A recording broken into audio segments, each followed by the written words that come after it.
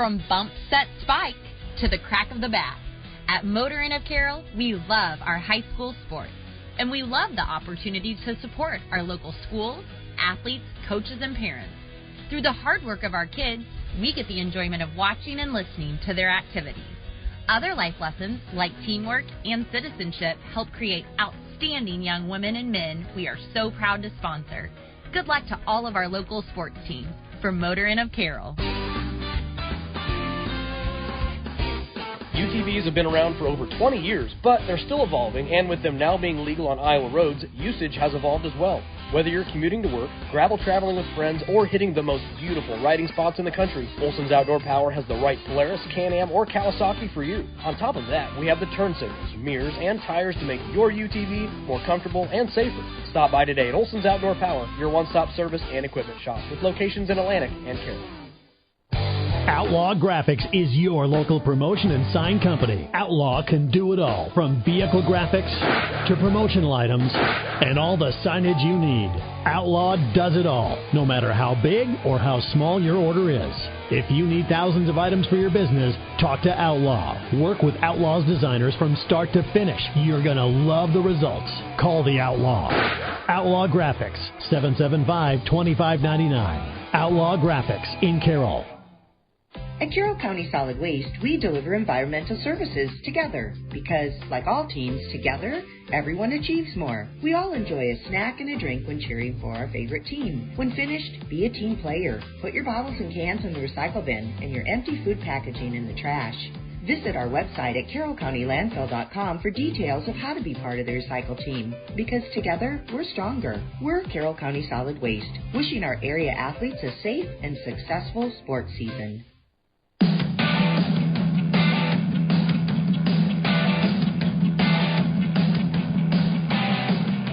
Kuemper Knights and the Underwood Eagles both looking for Week 2 bounce backs after falling to teams 1 week ago that either won a state championship or finished runner-up for a state championship 1 week ago. Kuemper fell to Bishop Heelan 32-14. Underwood's coming up short 1 week ago against Van Meter 17-7. Van Meter, the Class 2A champions.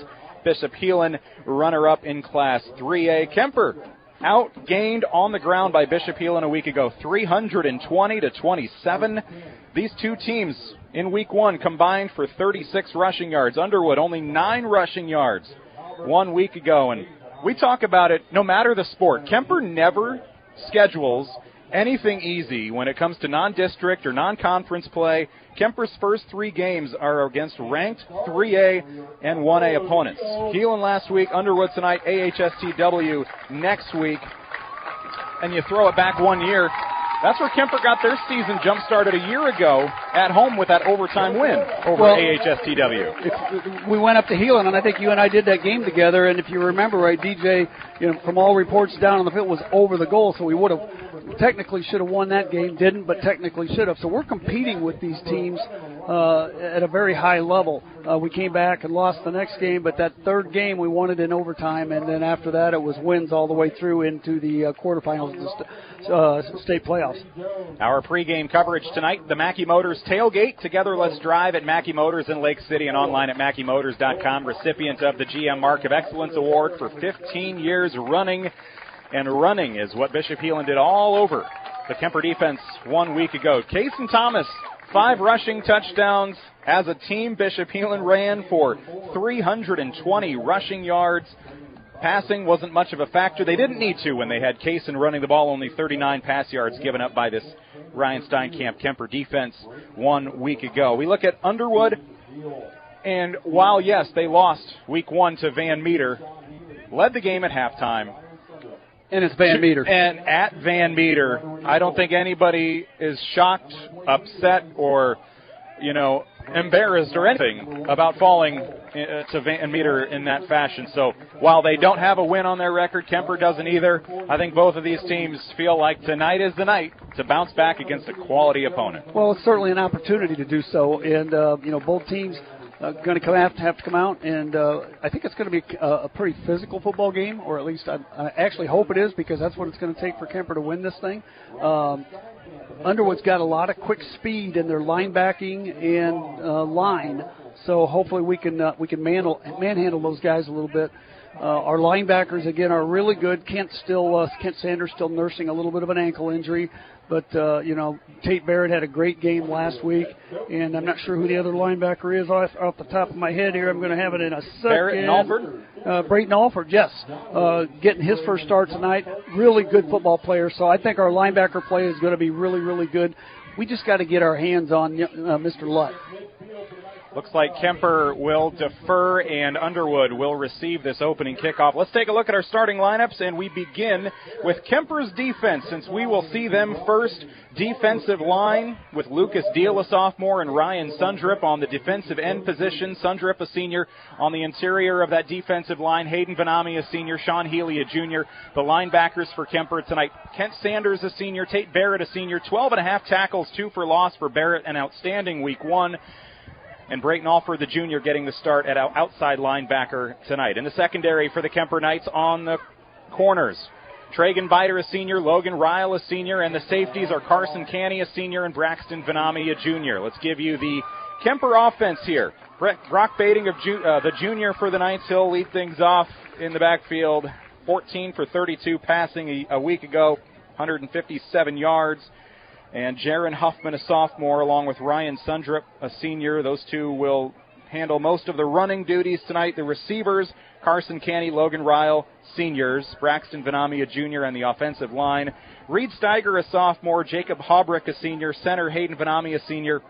Over on the right side of the line, Lucas Deal, a sophomore, and John Antover, a senior. So those are your Kuemper starters, defense and offense. Let's give you Underwood's defense for a moment, and then when Underwood receives this opening kickoff, we'll try to get through their offense quickly. Underwood's defense led by head coach Nate McHaleson. The defensive line, Riker Adair, a junior, Charlie Bracker, a sophomore, Grady Jones, a junior. Linebackers are Nick Hackett, Lucas Bose Jr., Charlie Myers, and Samuel Schoening. Everybody but Myers are seniors in the linebacking core. Myers is a sophomore, and in the secondary, Riley Seelock, a junior. Taden Hull, a sophomore. Sam Holsing, a senior. Easton Robertson, a senior. Holsing led the team in tackles with 8.5 1 week ago. It'll be Kuemper kicking it away right to left. Charles Mayhall, the junior, boots it to the far sideline, out of bounds at the 20-yard line. Underwood will take over, and this will give us an opportunity to talk about the lines here on the field. It will be very tough from our vantage point to know exactly where they're at on the field, because from here you can't see we can see the 50, and that's about it. So from the 0, the goal line, all the way to midfield, we're hoping both ways, we're going to have to guess. We hope that gets better when the sun goes down, because we're looking directly into the sun as the Kuemper defense takes the field. And, again, we got to find Mr. Lutt. He's an outstanding quarterback, a big, strong kid. We're going to have to get after him. Scoreboard will be my friend here tonight as we let you know where they're at on the field. They'll line up Underwood, blue tops, white bottoms, blue helmets, shotgun 1st and 10 from their own 35. Quick handoff up the middle. First play of the game, almost a first down. Up the middle, a little bit off to the left hash, and the first carry of the game belongs to Underwood's. Is that Samuel Schoening? Not quite sure, but it's Schoening, the first carry, about 8 yards. Not a good start for Kuemper when your safety's got to make the first tackle. As Carson Canny, who had a big game last week on offense, comes up and makes that tackle. But again, the line just kind of got shoved all over. Lutt with a toss near side, off the hands, incomplete. Nick Hackett, the senior, the intended target at the 50. And they hurried up the offense on 2nd down and 1, looking for a quick out. Falls incomplete. It'll be 3rd down and 1. Lutt's pass falls incomplete on his opening attempt. They'll line up from their own 44-yard line. 2nd, now 3rd down and 1. Pistol formation. Kuemper almost jumped off sides. They're going to have to hold tight because it's only 3rd and 1 here. Garrett Lutt, the junior, out of the pistol with Schoening in the backfield. Handoff. They give it to the tailback. The defensive line with some good pressure up front. 2nd and 3rd effort will be enough, though, for Schoening. He'll have a first down to the 46-yard line. Pickup of about 2, and that's a first down for Schoening in the offense of Underwood. Kent Sanders came up from his linebacker position. I mentioned earlier Kent's nursing an ankle injury, but he came up and plugged that hole. Hayden Benami was in there plugging. We just couldn't get the stop, and first down for the Underwood Eagles. From their own 47-yard line, 3-yard pickup for Schoening. 2 carries, 12 yards. Man in motion, left to right. They'll pitch it on a jet sweep. Locked up in the backfield, though. A lot of white jerseys there are able to bring him down for a loss of 4 back inside the 45. Loss of 4 on the play as they pitched it to Easton Robertson, the senior, with 10 catches and a touchdown a week ago. And he actually, I think that might be Sam Holsing that comes up. 8 and 9 look pretty similar coming out of the pile. Good job by Braden Alford coming in, kind of a rush blitz on that play, and got him for a 4-yard loss. Carson Canny again in on that tackle. Second down and long, 14 to go. Shotgun with Schoening in motion. Garrett Lutt, the junior, a touchdown and an interception a week ago. He'll roll out to his right, wants to throw. Quick pass, has a first, or he's got it across midfield. They will get within 4 yards of a first down. Quick out pattern to Sam Holsing. Yeah, and that'll be for 9 yards on the pickup. Yeah, Kuemper's got to be quicker to the ball on that one. We gave him too much space out there on the corner. And Lutt's got a really strong arm, throws a pretty ball, folks. I wish you could see it. And they will hurry up the offense again. Empty backfield, trips left, 2 receivers right, 5 receivers, 3rd down and 4 for the Underwood Eagles. Shotgun for Garrett Lutt, looks to throw, right side, first read, one-handed, but tipped and incomplete. Off the glove of Easton Robertson. It'll be incomplete, and now just past midfield, 4th and short. What will Underwood do? The offense looks to stay on the field. I would think they're at the very least going to try to draw Kuemper offside or possibly go for it, because they know that our offense isn't real strong, but I'm looking for him to probably just try to get Kuemper to jump maybe. 4th and 3. Nick Hackett is the receiver. He is also listed as the punter, and he is nowhere near the backfield right now. 4th down and 3, empty backfield once again. Garrett Lutt out of the shotgun, now Schoening in motion. Option play, keeper up the middle, no gain. Kent Sanders there to bring him down. It's a pickup of 1. They needed 3, and Sanders will turn the ball over on downs for the Knights. Sanders, great play, 1-yard pickup, but it wasn't enough for Garrett Lutt. That's that Kuemper linebacker core, and, of course, give the line a little credit there, too. They opened the holes for the linebackers to get through. Ryan Sundrup was the other one in there, because if he'd have gotten away from Sanders, Ryan Sundrup was going to put a nail on him. So Kuemper gets the ball 1st and 10 on their own 46. 9:52 to play, first quarter, no score on our Dries Company Eco Water System scoreboard. Now we'll see Brock Bading in the offense on the field for the first time. 3 receivers, hand off to the tailback, and they'll give it quickly to, is that Brayton Alford getting the first carry of the game? No, 7? No, is that 9 or 4? It's hard to tell. I think it was Alford, and again, Alford goes down because there's just no line blocking there. These kids from Underwood are not real big, they're undersized, but they're quick, and they're just shucking the blocks and going right through it. I mean, there was nothing there. Jaron Hoffman and Ryan Sundrup were listed as the running backs tonight as starters. Brayton Alford gets the first snap of the game. First carry, 2nd down and 11. Now 2 men in the backfield with Bading, receiver left and right. Bading, option play. He'll pitch it back, left side. Alford again. He's got a few yards. He's to midfield before being spun out of bounds. A couple carries quickly. First of the season for Brayton Alford. He'll cross midfield to the 49, and it's a pickup of 6. Looks like Brock's limping a little bit, maybe on his right foot, but came out of the play, made a really nice option left, kept the ball till the last possible second, pitched it back to Alford, and gained about 5 on that play. Going to be 3rd now and 5, maybe almost 6 for the Knights. 3 minutes into the first quarter. Kuemper in white tops, red bottoms, white helmets, Bading out of the shotgun. Man in motion left to right. That's Ryan Sundrup. Bading rolls out to his right, wants to throw, airs it out. Down the field, one-handed off the, he tried to get there off the fingertips of Carson Canny with a late flag. Going to be interference, I think, or holding down there on Canny. That was thrown well, and I think whatever the defender tried at the last moment there was enough to keep Canny away from it, and we'll wait for the flag, and it will be a first down for the Knights. Did they say it's a 5 or 15-yard penalty? No, they haven't said yet. I thought the official at midfield. They haven't given a signal. I'm guessing it was just a hold. Is that what you saw, Nick? I was watching the line a little bit more. It is 15 there, so they called it pass interference. Pass interference, yes, they did. And that was 3rd down and about 5. Yep, so a big break for the drive. But again, these undersized linemen were in on Bading. Our offensive linemen have all got to move their feet and keep those guys out of the backfield. Kuemper now at the Underwood 34-yard line. 1st down and 10. Shotgun for Bading. Keeps it. Might have been miscommunication. Keeps his feet running up inside the 30. Down to the 25. Ball comes out at the end. They're going to say he's down. At least Underwood says they've got the football. Officials haven't said anything yet, I don't believe. No, he was down. 12-yard pickup for Brock Bading, and maybe some good fortune at the end. The ball came out. They'll mark him down. That was a great play call by the Knights because they were moving, looking everything outside, and Brock just stepped back and then kind of did a quarterback delay straight up the field. Good, strong run by Bading. We're in the Gatorade broadcast booth tonight. Gatorade distributed by Pepsi Beverages in Carroll, helping athletes fuel, recover, and perform. Up in the press box on the Underwood side of the field, they didn't like it in the stands. First down and 10, shotgun for Baiting, 2 men in motion. Alford in the backfield with the left hip pocket of Baiting. Shotgun snap, Alford gets the handoff, and then the fake toss from Baiting up the middle. Out inside the 20, down to the 17-yard line, and it's a 5-yard pickup. That's the blocking I want to see from that line. They went out and just drove them backwards. Lucas Steele over on the right side. Vanami coming in there as well, but that was much better. Liking what I'm seeing a lot better on this possession late than I did on that first one. A lot of Brayton Alford on this opening drive. He'll be the tailback. I formation. Brock Baiting under center. 2 receivers right. Baiting fakes the handoff. Rolls out to his right. Looks to throw. Has a man open in the flat. That's Canny. He's got the first down inside the 10. It'll be first down and goal down to about the 6. Pickup of 12 for the Knights. First and goal. Good job by Baiting, and he caught Canny wide open. Carson had a big night last week. You know, he had that one fumble. He was so mad at himself. I guarantee you he's going to play well tonight. But we've still got to account for that one lineman that's getting in there from or actually it's a linebacker coming in from the left side, number 26. It's Lucas Boast, 5'9", 155. He is fast.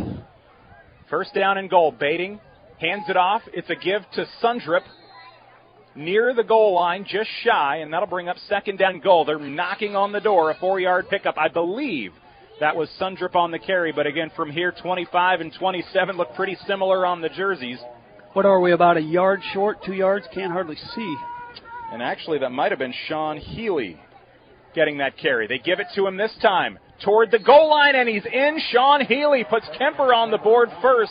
Reed Steiger with a big block there. That offensive line challenging themselves a little bit, but good job there by the right side of that offensive line. Kuemper takes a quick 6-0 lead.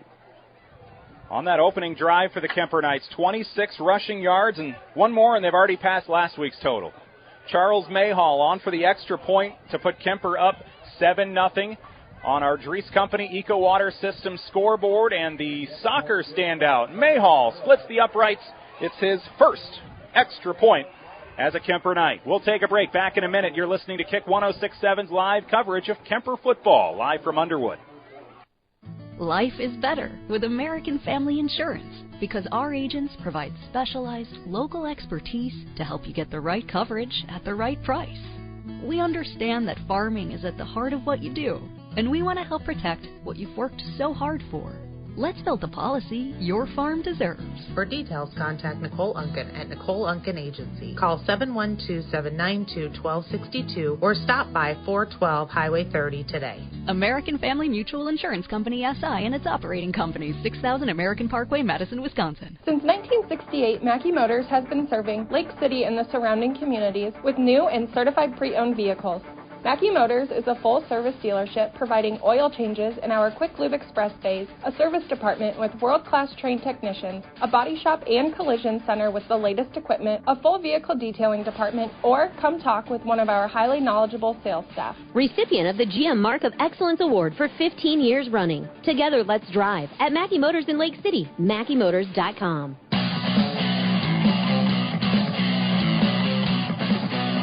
Sean Healy's 1-yard touchdown run puts Kuemper up 7-0 mid-first quarter.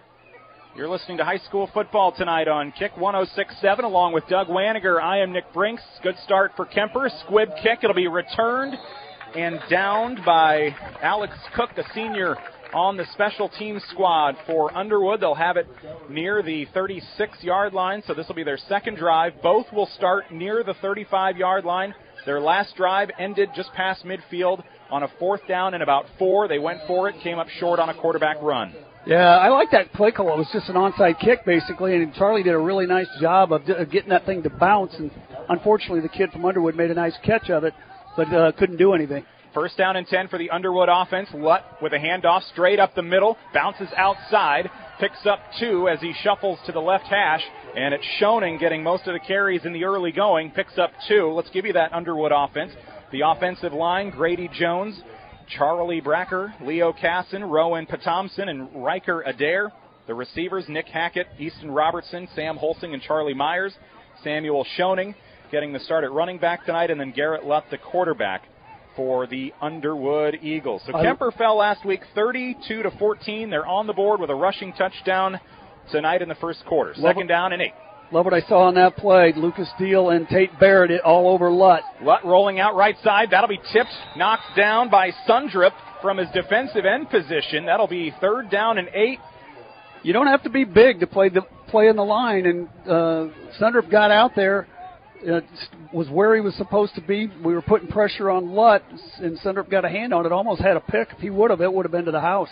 Third down and 8 now for Underwood, and Kuemper's defense looking for an opportunity to force a punt from Underwood.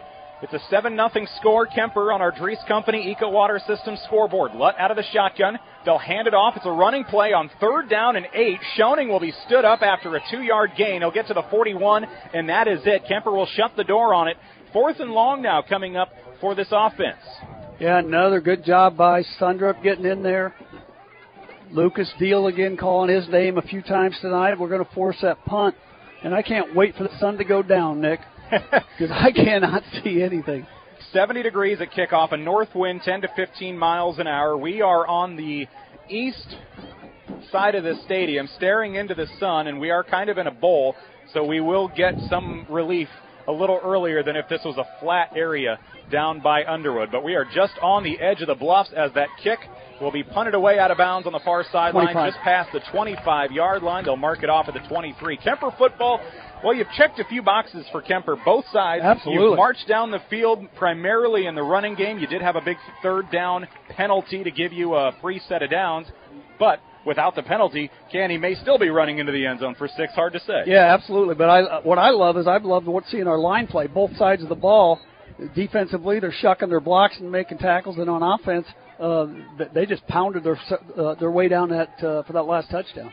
Brock Bading and the offense now onto the field. They took over on the first drive near midfield. Bading will roll out to his left, spun away, tosses it, almost intercepted. If the defensive back or the linebacker Nick Hackett was maybe 6 inches taller, that might have been going the other way, but the pass falls incomplete on the outside for Ryle. Yeah, Ryle couldn't get the separation that he needed, and the ball falls short, so going to be 2nd and 10. Kind of thought the Knights would come out and run the ball again because they were doing some stuff with the run on that last possession.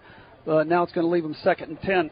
Midway through the first quarter, 5:43 left. Kuemper 7, Underwood 0 on our Dries Company Eco Water System scoreboard tonight on Kick 106.7. Staring directly into the sun, we look over at Brock Bading in the Kuemper offense in white. Early movement. We're going to have a motion slot penalty. Receiver Carson Canny got a head start with the head bob, jumped a little bit, and that'll be 2nd down and 15 for the offense. So now it's going to be probably what would be considered an obvious passing situation, but we don't want to get this Underwood team. We don't want to give them, let them catch their breath here. You know, we caught them off guard a little bit maybe, and on that first possession, but we want to keep pushing the ball down the field.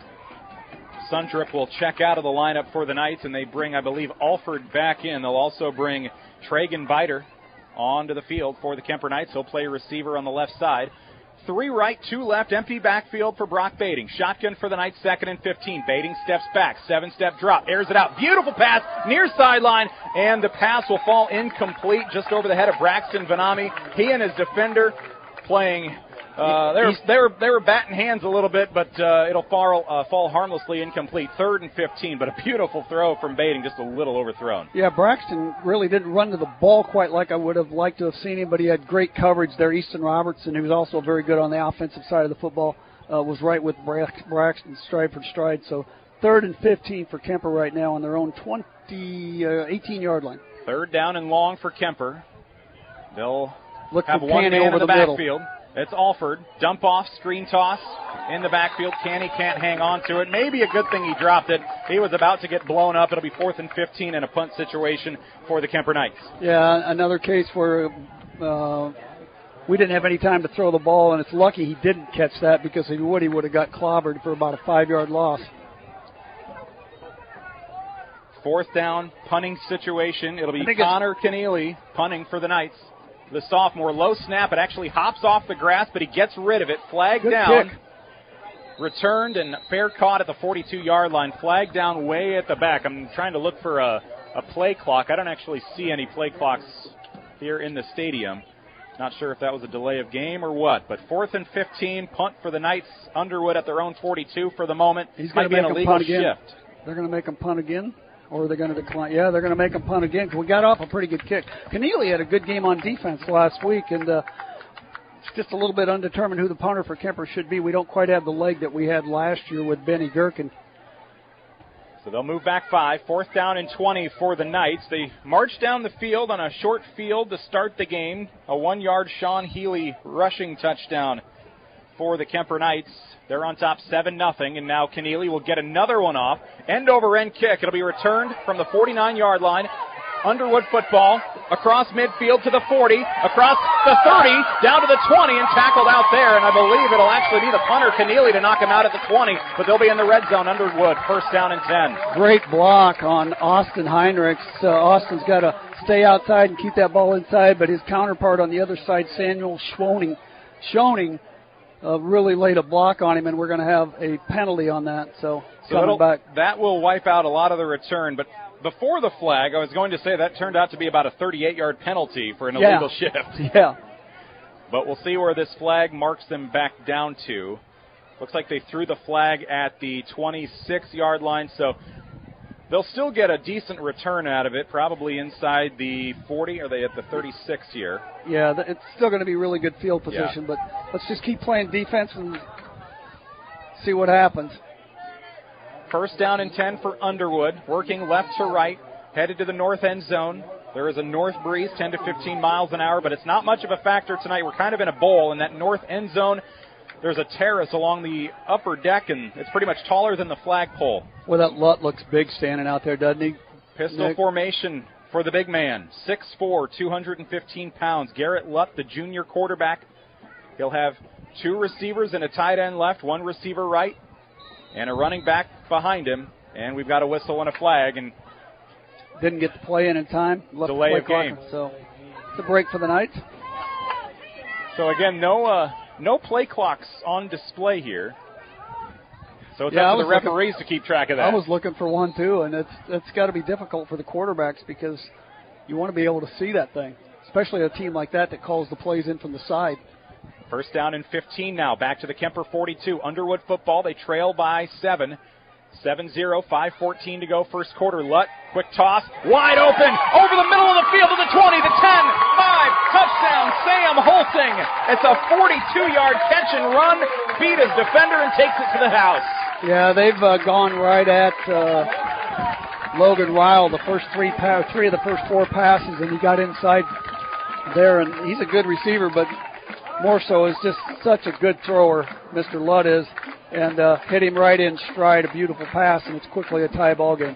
Last week it was Easton Robertson getting 10 catches for 79 yards and a touchdown. Tonight, Kuemper's kind of focusing on him, and it's been Sam Holsing hauling in 3, and now that 42-yard touchdown. They'll try to tie it up. Extra point coming. Easton Robertson on for the extra point. It'll be Nick Hackett to hold. The shot there, the snap, the kick on its way. Just inside the left upright, and we are tied at 7 on our Dries Company Eco Water Systems scoreboard. Kuemper will get the football back after a 42-yard touchdown pass. Lutt to Holsing. Live from Underwood, you're listening to Kick 106.7. Earning college credit while in high school is a smart choice. Area high school students have several college class options available to them through the DMAC Carroll campus and Templeton Regional Center. Students, contact your high school counselor today to talk about how DMAC College Credit can be part of your high school plan at no cost to you. DMAC, life's calling.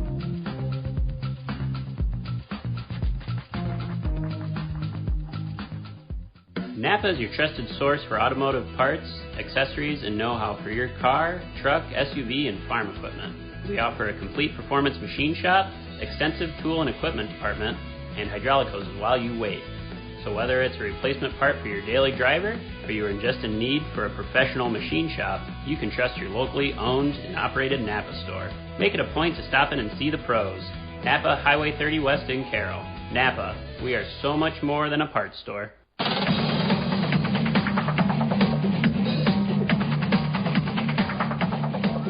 Our Dries Company Eco Water System scoreboard shows Kuemper and Underwood tied at 7, 5 and change to play opening quarter on Kick 106.7 along with Doug Waniger. I'm Nick Brinks in the Gatorade broadcast booth. First kickoff tonight for Underwood's Easton Robertson, returned by Kuemper's Carson Canny across the 20 to the 25, and that's where he will be wrapped up. Started off on the near side, works his way over to the far side. 1st and 10 for Kuemper after going 3 and out on their last possession. Let's see if Kuemper can try to establish the run game this possession. Again, it's just going to take good line play, but we've got some good running backs, and obviously if Brock has to carry the ball, he can run. So we'll try to reestablish that and see if we can control the clock a little bit more and make this into a physical ball game. You're listening to Kuemper football live from Underwood tonight. Non-district action. Kuemper in 2A District 8. Underwood 1A District 8. They shared a district a couple weeks ago. Here's a handoff up the middle and a dive play, almost a trip for Sean Healy. Gets back to the line of scrimmage, falls forward for a yard. 2nd down and 9. Yeah, number 60 got into the backfield. He just slid past our left side offensive tackle, that being Reed Steiger. Just that quickness of that a little bit smaller line, getting in there to make those tackles. So Sean Healy, he had a rushing touchdown a week ago, picks up another one here tonight, a 1-yarder on their opening drive. 2nd down and 9. Kuemper's Brock Bading rolls out to his left after a fake handoff. Flag in the backfield. Catch made at the 35 by Alford, but that should be coming back after a 7-yard catch.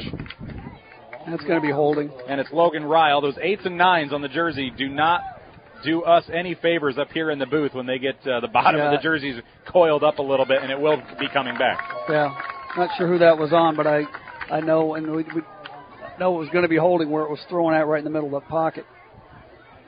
So that's going to back Kuemper up. That's a big penalty, 10 yards, so it's going to be 2nd down now and 19. Great to be with you tonight here on Kick 106.7. Live in Underwood, well north of Brazil, where the NFL's playing tonight with the Eagles and the Packers. 2nd down and a long way to go after that penalty. Back to their own 15 or 16-yard line. Let's not try to get it all back at once. Healy at the right hip of Bading, shotgun. Bading with the snap, steps back, looks to throw, in trouble, looks over the middle. That'll be in trouble. Was that bobbled and caught by the defender? It was. Yeah. Off the hands of Carson Canny and into the hands of Charlie Myers, the sophomore, able to take it away after Canny bobbled it a little bit. Myers takes it, and just like that, Underwood will have it at the 25, knocking on the door of the red zone in a tie ball game. Yeah, Brock should have ate that one, but again, he's getting pressured heavily. The line's getting in there, and he just kind of chucked that over the middle and had a guy there, but there was just too many other bodies there with the wrong colored uniform on, so they're going to be in business. We can actually see the numbers now on the sideline as the sun's going down. And you can see the haze where there must be a gravel road up there that has been disturbed along the outside of this Underwood Stadium. 1st down and 10 from the 25 of Kuemper. Underwood football. They tied it. They want to take the lead now. Out of the backfield, Myers just intercepted it after a bobble by Kuemper. He bobbles it here, and Sundrup was almost there to take it away on an interception. Boys, wouldn't that have been something? They come over this way. You can see the arms on these Underwood kids. These kids have been in the weight room pressing some iron. 2nd down and 10 after the incompletion from the 24 of Kuemper. Underwood working left to right to the north end zone in blue tops. Kuemper with the white jerseys. Myers in motion. He'll stand over at tight end on the right side. Pistol, Lutt, handoff up the middle. They'll give it this time to Riley Seelock. The junior will pick up 5 on his first carry of the ball game for Underwood, and they're looking to take the lead. They're most likely in 4-down territory here anyway, so going to be 3rd down now and about 6, but the middle of the line there for Kuemper, Hayden Benami and some of them came up big there, but 3rd and 6, 7. Lutt out of the pistol, 3rd and 6, 3.5 to go in this opening quarter, tied at 7. Myers in motion again, and a flag, 2 flags, 3 flags come down on the offense. They're already marching back 5. False start. Yeah, and with the offense that they got and the way they throw the ball, that's really not that big of a penalty because they're down. It just stretches the field and gives them actually a little bit more room. I was watching some highlights from that Van Meter Underwood game a week ago, and it seemed like every pass play that made it onto the highlight reel was a slant pattern. What was the touchdown pass a little bit ago? Slant. It was a slant, so watch out for that here on 3rd down and 11. 3:15 to go in the first quarter. Tie ball game. Both teams have punched it in once. Griffin Glenn is now in here on the outside as the cornerback for Kuemper. Lutt out of the pistol. Stands back, gets the snap, looks to throw, airs it out, over the middle, wide open, but it's intercepted. Carson Caney. If that was thrown further ahead, they had Sam Holsing wide open, but well underthrown. And, Canny a moment ago lost it off the chest a little bit. Yep. Makes up for it. Yep, he did the same thing last week. That's his second pick of the year. What I will say, if they threw that in stride, he probably would have been out of the back of the end zone, though, because he was pretty deep in the end zone where Carson caught it. Or if it's thrown earlier and they still have all that room to go. But so Kuemper turns it over, gives Underwood the football just outside the red zone. They giveth, and they take it away. Kuemper football from their own 20. 8 or 9 picks all last year. Shotgun, handoff, give up the middle. It's Alford, and he'll find about 3. And that's about it where Myers and company bring him down. Alford, actually. Alford with the carry. Getting a lot of carries here in the early going. Last week had 9 yards in the ball game. Sean Healy came in with 2 yards and a touchdown. He's now got 8 yards on the season and 2 touchdowns after a few carries here in this first quarter. Under 2.5 to play in this first. Second and 7, tied at 7, Kuemper football. Shotgun for Baiting, quarterback option, pitch out left side. Alford looking for the edge, won't get there. A lot of blue jerseys meet him, and he's tackled back at the 23. They're fast and they're strong, and we've got to do a better job of blocking. Grady Jones, the junior on the defensive line, the first one there to bring him down for no gain. Third down and about 7.5. The way these guys pursue, we need to do some misdirection in our offense, get them going one way and go the other way. That might slow their pursuit down a little bit. Under 2 minutes to go in the first quarter. Tied at 7 on our Dries Company Eco Water Systems scoreboard. Third down, shotgun for Baiting. Alford to his right. He's in motion. 4 receivers and now a whistle and an illegal. Have another movement. Yep, somebody moved. Illegal, false start against the offense. Not sure who it was on. I'm guessing it was in the line. I couldn't see it because, again, we're looking right in that sun there. But 5-yard penalty. Kuemper back to their own 18-yard line now. Back behind the sticks. 3rd down and 12. Kuemper with the football. Tie ball game late first quarter. 1:42 left. Hopefully we maybe keep a couple of backs in or an extra back in to block, but it doesn't look like we're going to. Baiting will have an empty backfield and a timeout perhaps. Or the referees will call time. Confirming and confirming something. Now they'll whistle the clock to start again and get back going here. Trips to the left, 1, 2 receivers right. Baiting sends 1 man in motion, fakes the handoff. Baiting airs it out, looking over the middle of the field. A lot of contact, and it falls incomplete. They got it to Braxton Vanami. He and his defender were locked arm in arm. It falls incomplete, and Kuemper will have to punt it away, but turnover, essentially just punting it on that first drive. Well, hopefully we get a little bit better punt here than we had the last time, but that was really good coverage there, stride for stride. That's one of the things I thought through the beginning of the year, who are we going to miss? Ben Gherkin is somebody that just made such a difference on this team because he could stretch the field on offense and nothing got past him on defense. Keneally punts it away, returned from the 42 and stood up, nowhere to go. Kuemper's Griffin Glenn is there. That one, that really outkicked the coverage, but Glenn made up for it. No gain on the return. He got there quickly. Glenn's a good player, good athlete, sophomore, really good basketball player as well.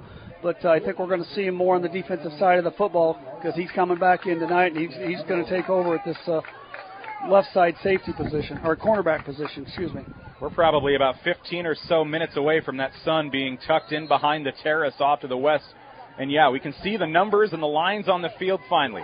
First down and 10, 4 receivers for Underwood. Shotgun handoff, give up the middle to Schoening. Schoening goes nowhere, back to the 41. Actually, it's Riley Seelock. They'll call it a loss of 1. Lucas Deal and Sean Healy on that, but Lucas just shucked his guy, and that's where that strength comes in. But tonight he's doing a really good job, not only of being physical, but he's using his eyes to see where that ball's at, making sure he's not running past the ball carrier. Tied at 7, final minute of the first quarter. Underwood with the football at their own 42-yard line. 2 receivers left, now 2 to the right. Pistol formation for Garrett Lupp, the junior. Steps, fakes the handoff, quick toss. That is off the chest of Easton Robertson. They wanted interference there, but I thought it was a pretty clean play. It was close as the Underwood crowd. I don't think they agree with us. but it's going to be 3rd down and 10 or... I was going to say, I didn't really see anything questionable there. It was just a sidearm toss off the chest. I didn't even see any contact from the defender. Yeah, that looked like a 98-mile fastball. Yeah, that was a missile. Pistol formation, Myers in motion left to right. Lutt steps back, looks to throw, airs it out, has a man, looking for Robertson, overthrows him though. Easton Robertson could have walked in for 6, but that toss just a little over his head, incomplete. And now that'll be a 4th down situation in their own territory, and good field position for Underwood. Turns into a punt at the 43. Glenn had pretty good coverage there, but he got a little bit of a stutter step and created a little separation, but it was well overthrown as Carson Candy drops back. And I'm guessing they're going to try to keep it away from Carson. You get him in the open field, and he's pretty dangerous. Kemper will certainly keep in their back pocket that is now 2 over-the-top balls that could have been caught for touchdowns that were overthrown. Here's Canny, fair catch at his own 25-yard line, and the offense will come back onto the field. So they've now been pretty much stuck between the 20 and the 25 for the last few possessions. We'll see if they can get a 1st down on this drive. I believe it'll be their 4th possession of this first quarter. 30 seconds left, tied at 7 on our Dries Company Eco Water Systems scoreboard. Again, let's just see if maybe we can power it up a little bit, or if we're going to pass the ball, just go to some misdirection because they're just too quickly getting in there. First down and 10. Try to slow that down a little bit. 1st down and 10 for the Knights, right to left. Again, just a few more minutes where that sun will be out of the Underwood fans and our eyes. Handoff to Brayton Alford, wrapped up at the line of scrimmage, falls backwards for a gain of 2.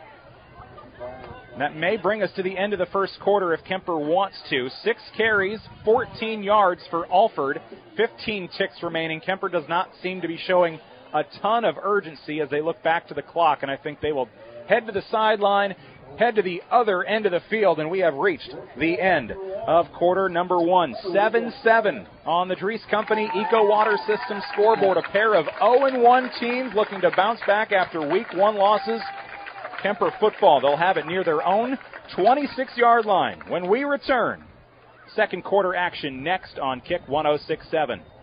When you need a quick meal or one on the go, your Carroll Pizza Ranch has great deals for carry-out and delivery. Order online and get 8 pizzas of Country's Best Chicken with potato wedges for only $20. How about 2 large pizzas for $25? Or get 2 medium single-topping pizzas, cheesy ranch sticks, and a cactus bread for just $20. Check out these deals and more at pizzaranch.com today and order hot and fresh. Pizza Ranch, located off Highway 30 in Carroll, open 7 days a week. Whoa, that's good.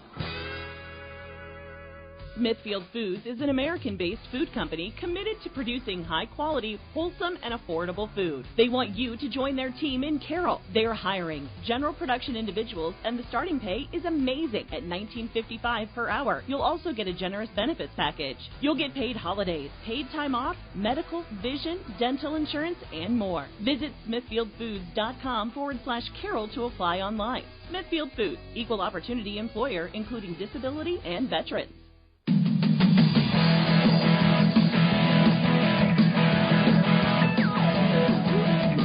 1 quarter into the ball game, 7-7. Kemper and Underwood each with a touchdown. Sean Healy with a 1-yard rushing touchdown tonight.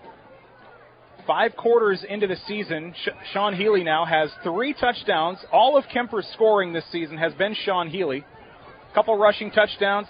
They had a punt block a week ago, and Healy was in the end zone to recover for the touchdown. 2nd down and 8. Pump fake for Baiting. Has a man. It's Braxton Benami. It was a shoestring tackle away from maybe taking that one the distance. Instead, they'll take it for a 16-yard completion across the middle of the field. He had a lot of grass in front of him. I don't know if he'd have been able to outrun the corner, but nice pass. Good job by Brock staying in there and facing the rush and getting that off for a Kemper first down at the 41-yard line of Kemper. Just Kemper's second completion of the ball game. Vanami and Canny, each with receptions. Shotgun for Baiting. Handoff in the backfield. It's Healy.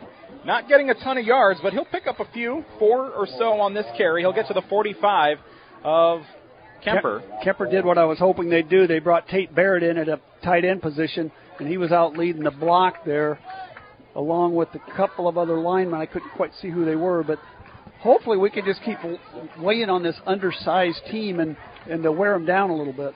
It's a 3-yard pickup for Sean Healy. second down and 6. Shotgun, handoff again. This time up the middle, nowhere to go for Tate Barrett getting a carry.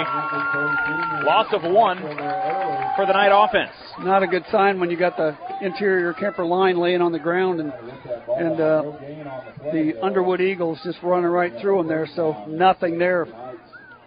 A minute 20 into the second quarter.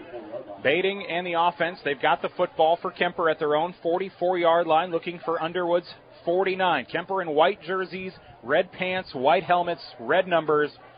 Underwood in the royal blue tops, white bottoms, royal blue helmets. Shotgun to Bating. The snap will roll behind him, and he will just take the L and jump on it. May have had time to scoop it, but you know what? A lot of situations there, just jump on it and don't take the chance. Yeah. Take the punt, give it away. Hayden Benami came over and said, hey, sorry about that, bud. So but going to force Kuemper to punt. And they lose 12. That could have been a lot worse than it was. Absolutely. Punt from Keneally. This will be a short kick. It'll be returned. Nope, it'll roll out of bounds at the 37-yard line, and Underwood will take over there. The Eagles have the football. Kuemper punts it away. The snap, a bad snap back to Bating on 3rd down and 6. Bating jumps on it. Underwood will have it now after the punt. Looks like Keneally's going to stay in the line or in the game now too on defense. Give a couple other guys a break, but that's one thing nice is we do have some numbers. We have some quality players on the bench that we can rotate these guys in and out a little bit. Thanks so much for joining us tonight for high school football live in Underwood on Kick 106.7. We're in the Gatorade broadcast booth along with Doug Waniger. I'm Nick Brinks. Empty backfield for the Eagles of Underwood. Trips right, 2 receivers left. Shotgun for Lutt. Quick toss. First down. Tripped up over the middle as they quickly find Nick Hackett for a pickup of 11 to number 11. Yeah, Barrett got in there on the rush but didn't get there quick enough because Lutt's just so strong, and like I said, he just throws bullets over the middle. And now Underwood will hurry up the offense from their own 48. Empty backfield once again. Lutt will check over to the sideline, get the call from coaches. 5 receivers, 3 right, 2 left. Shotgun, Lutt, the snap. Steps back to his own 38-yard line. Looks to throw. Airs it out. Double coverage. Tossed. It'll be incomplete, and they're going to throw the flag, but I don't know about that, but I think maybe earlier there were a couple that I think maybe it could have thrown. I didn't really see a whole lot there, but it obviously was because it came from both officials, and I'm guessing they're saying might have been some hand grabbing or something like that possibly. But I thought it was really good coverage, but. And also maybe not a great decision where to throw it into double coverage with Canny and Glid both were there, but somehow they go, we got another penalty back here. In front of they're just coaches. Walking it off. So now both teams have had about a midfield critical deep ball down the field pass interference call that moves the sticks. Nonetheless, going to be first down for Underwood at the Kuemper 37. First down and 10, second quarter, 9:23 left. Tied at 7. Kuemper and Underwood. Underwood with the football. The Eagles have it at Kemper's 38-yard line. Out of the pistol, it's Garrett Lutt, the junior quarterback for Underwood. Steps back, wants to throw. Another deep ball, airing it out to Robertson, and another flag as that had Kemper's Tragan Biter back in coverage, and 2 flags in there, and they're going to get another 15. Yeah, again, not bad coverage, but just a little bit of grabbing. Tragan was doing a little bit of celebrating. You better make sure there's no laundry on the field before you start celebrating, because that one, I think I would have called that one as well. Couple incompletions and a free 30 yards on the last 2 plays for Underwood. That'll move them all the way inside the 25 down to the 22. 9:17 to go in the first half, 1st and 10. Underwood with the football. We've got Culver's halftime on the way. Pistol formation, Schoening in the backfield for the Underwood Eagles, but they're just chucking it down the field here on this drive. Inside the 10, Robertson shakes out a defender. Inside the 5, breaks a tackle, and he scores for 6. From 2 tackles on the way in. Yeah, he's a strong kid, and again, we had him wrapped up, and he just ran through the tackle. No pressure on Lutt, and throws a bullet of a pass, and Robertson's just stronger than our kids who got into the end zone. Garrett Lutt, 4 for 12 passing, 2 touchdowns, 1 interception, 70 yards. That last drive, a free 15 on a pass interference, a free 15 on a pass interference, and then a 23-yard touchdown where Robertson did all the work getting out of the tackles. And I think Underwood's going to say, this running game, let's just say the heck with that. We're going to go back to doing what we do, and that's throw the football. Second quarter, just over 9 minutes to go. Extra point coming from the touchdown scorer, Robertson. Splits the uprights, and it's a 14-7 lead for Underwood. It'll be Kuemper football when we return in 1 minute. You're listening to Kick 106.7. At Collins Aerospace, we believe in investing in our employees' future. That's why we are proud to offer our Employee Scholar Program. Whether you want to pursue a professional certificate or a degree related to the industry, we offer full tuition reimbursement and even paid study time. Our Employee Scholar Program is the perfect tool to help achieve the future you've been dreaming of. At Collins, we don't just want to offer you a job, we want to offer you a career and a future in aerospace. For details on the Collins Aerospace Employee Scholar Program, visit us at careers.rtx.com. For over 50 years, Pringer's Lumberland has been your trusted destination for all things furniture and flooring. Hi, it's Matt Pringer, third generation in our family-owned business. We understand the importance of creating spaces where memories are made and cherished. Our commitment to quality craftsmanship, personalized service, and unbeatable value has made us a staple in the community. Pringer's Lumberland is more than just a furniture store. We're part of your community, and when you shop with us, you're not just furnishing your home, you're investing in the livelihood of your neighbors. Pringer's Lumberland, Highway 30 West in Carroll.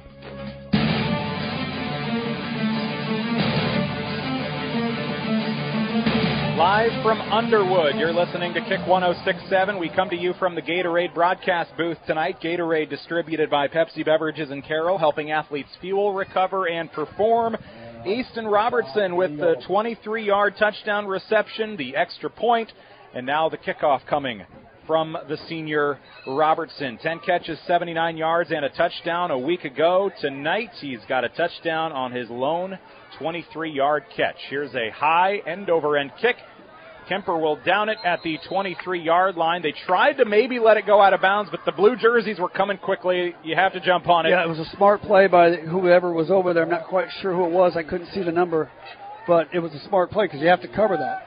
You know, if you remember last year when we lost Central Line George Littlebrock, we let one of those go, and that ended up being probably the killing play in that game because we were going back and forth scoring, and after that it was a little bit difficult.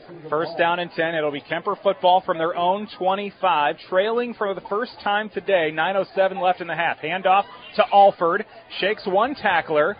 Second tackler, hard time bringing him down. He'll get out to the 30. Might have been the hardest running we've seen from Kuemper tonight. A pickup of 5 for the junior Brayton Alford. 7 carries now for 19 yards. Kuemper hurrying it up, but I think we want to turn this into a slugfest because we are so much bigger than they are. Another handoff up the middle to Alford. He'll dive forward for 2 this time. Dives to the turf, and it'll be 3rd and short. Or the grass, not turf like Carroll. 3rd and 3 from the 32. Canny goes out of the ball game. Barrett comes in. Sundrip out as well for the Knights. Trailing 14-7, Kuemper with the football on our Dries Company Eco Water System scoreboard. Not a whole lot of bleacher seating on that visitor side, but Kemper's got most of those seats filled with red tonight. A lot of blue here on the home side. 3rd and 3 for Kuemper out of the shotgun, and they're going to get the defense to jump, but were they drawn off? That'll be the question. Yeah, looks like Kuemper kids are clapping, and it's going to be a 5-yard penalty, so it's going to be an automatic first down for Kuemper. You'll take them where you can get them. The hard count works, and Kuemper will get a free 5 on the encroachment call. 1st and 10 out across the 35. 8 minutes left here now in the second quarter. Kuemper down 14-7, giving up 14 in a row after starting the game up 7-0. We just need to get a little of the momentum back and don't let this Underwood team keep gaining confidence. Kuemper had 26 rushing yards on their opening drive of the game, just 4 since. Here's a carry up the middle for Kuemper. It'll pick up 1 or 2 as they give it to their tailback. Is that Barrett on the carry this time? Nope, it'll be Alford again. It's Alford again. But he's just not getting the room. There's no lanes cleared. He's only got 1.5 yards on that play, and I continue to see Kuemper offensive linemen on the ground, meaning they're not moving their feet and driving their blocks. So that's still, it goes back to last week. It goes about what we talked about earlier in the game or in pregame is we just got to block. Shotgun for Bading in this Kuemper offense. Canny in motion right to left. Now trips on that left side. Bading rolls out that way. tosses it, has a first down with Sundrup pushed out of bounds at midfield. They'll have a nice gain on the play. It'll go for 13 and a new set of sticks. Yeah, Sundrup making a nice contribution here tonight. He had Canny open down on about the fifth, well, right at midfield, but as it turned out, made a really nice play to Sundrup. And the Kuemper Knights move the sticks again. Let's gain a little momentum here, keep this thing rolling. 7:22 to go in the first half. Kuemper hurrying up again. Canny motion left to right. Baiting rolls out that way now. Looks to throw. Airs it. Has Braxton Vanami for a first down at the 27-yard line. Flushed out of bounds there. Gain of 23 for the Knights. Nice pitch and catch for the Knights. Great play by everybody. The line blocked, but it was a really good route run by Braxton Vanami, and Brock put it right on the money. 14-7 Underwood. Baiting, hit as he throws, tosses it up. It's Vanami at the goal line. Rolls into the end zone, but he'll be down at the 1 as Baiting took a shot. 26 yards, they get to the 1. Brock's going to get up one of these times and say, hey, you guys blocked that guy. That hurts when I go down. But a great throw, but an even better catch by Braxton Vanami. Went up over the smaller defensive back, Easton Robertson, went up and over him and grabbed it both hands and took it down at the 1-yard line. When that left Baiting's hands, if you look at analytics, I think the defender would have had the better chance at a Absolutely. catch, and Vanami somehow comes away with it. Now I formation. Hey, Healy, a carry up the middle, looking for his 4th touchdown of the season. Won't get there. Gets to the goal line, but not quite to the chalk, and it'll be 2nd and goal from the 1. Again, the center of that line has got to be more effective at driving, at staying together and driving their blocks backwards. 2nd down for the Kuemper Knights, looking to tie it here. They've pretty much... Because we're bigger. They've used tempo on this drive, and now they're trying to catch their breath a little bit here at the goal line. Vanami with a couple nice catches on back-to-back plays. Let's run left over Lucas I Deal. formation, Baiting, handoff. Healy hit in the backfield, keeps the legs churning. He'll get back to the line of scrimmage, though. It'll be 3rd and goal coming up from the 1. We ran behind Deal, but unfortunately, we never even got there because the linebackers from the outside blitzed in and tackled us in the backfield for a 1.5-yard loss. And now Underwood will use their first timeout. Maybe not a bad timeout for the Eagles. Oh, that's correct. Yeah. Yep, Kuemper timeout. So we will step away. We're going to be back in 30 seconds. Kuemper knocking on the door. Goal line, 3rd and goal for the Knights when we return. Looking to boost your brand? Top Loft makes it easy with custom online stores for businesses, sports teams, and organizations. Enhance your brand's visibility with a tailor-made store showcasing your logo, colors, and designs. Enjoy endless customization options. Choose styles, colors, and add your unique touch to every product. Plus, their streamlined ordering system ensures a smooth experience for you and your customers. Elevate your brand with Top Loft in downtown Carroll or visit toploftclothing.com and start building your online store today.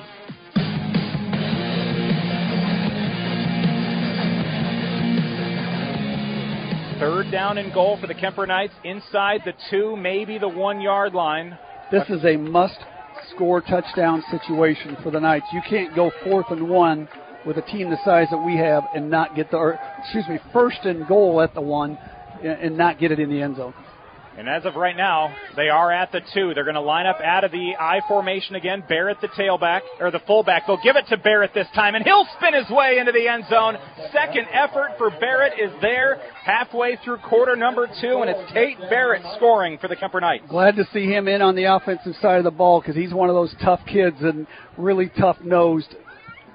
Got into the end zone and quickly makes it 14-13 with 5:57 now. But that's exactly what Kuemper needed to do, was answer that.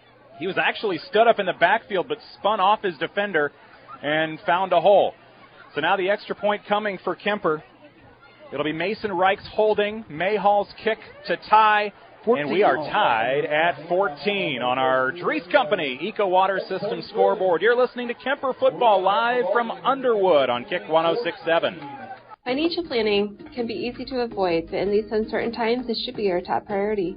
Now is the time to put Silverleaf Wealth Management on your team. Whether you want to plan for retirement, better manage your investment assets, or fund your kids' education, Silverleaf Wealth Management can help you discover, design, and implement a plan for pursuing your goals.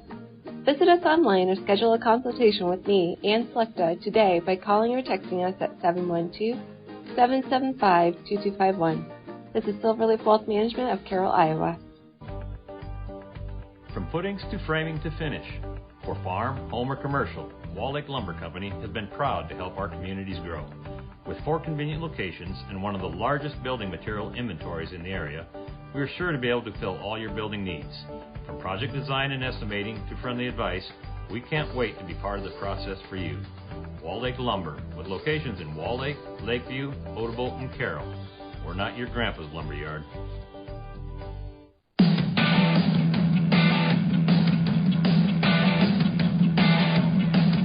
You're listening to Kick 106.7's coverage of Kuemper football live from Underwood tonight, non-district. It's week 2 of the high school football season, all tied at 14.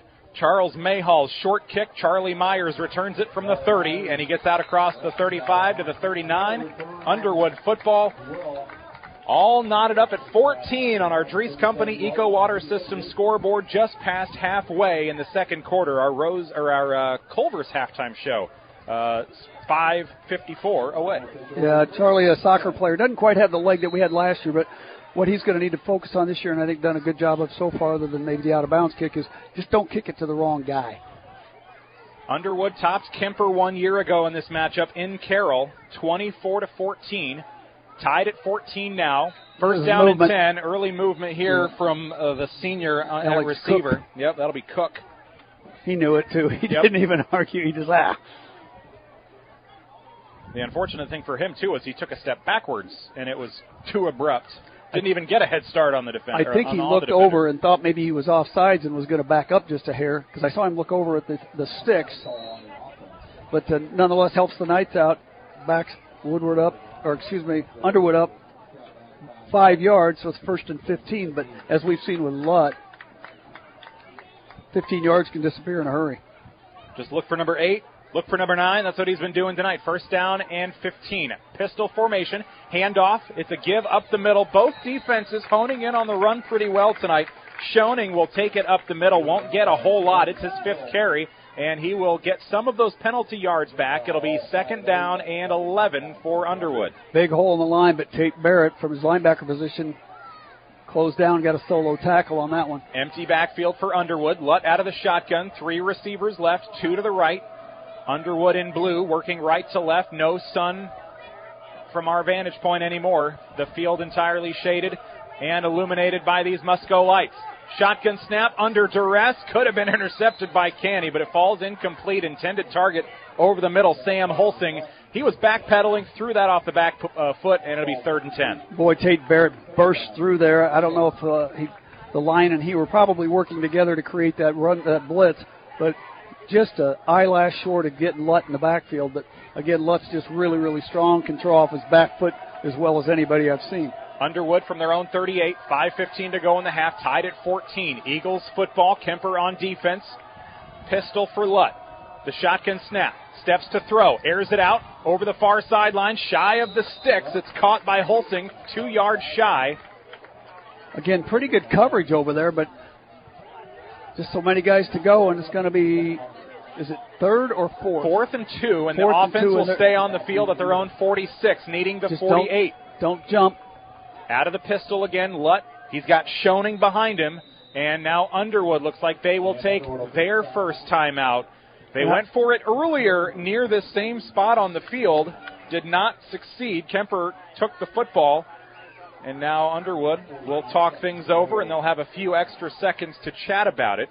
Coming up in our post-game show today, we will name our Motor Inn Player of the Game. Motor Inn of Carroll, your premier Toyota and Chevy dealership for sales and service, parts, and collision. And so far, this has been a fun football game. We're all knotted up at 14, 4:49 remaining in the half.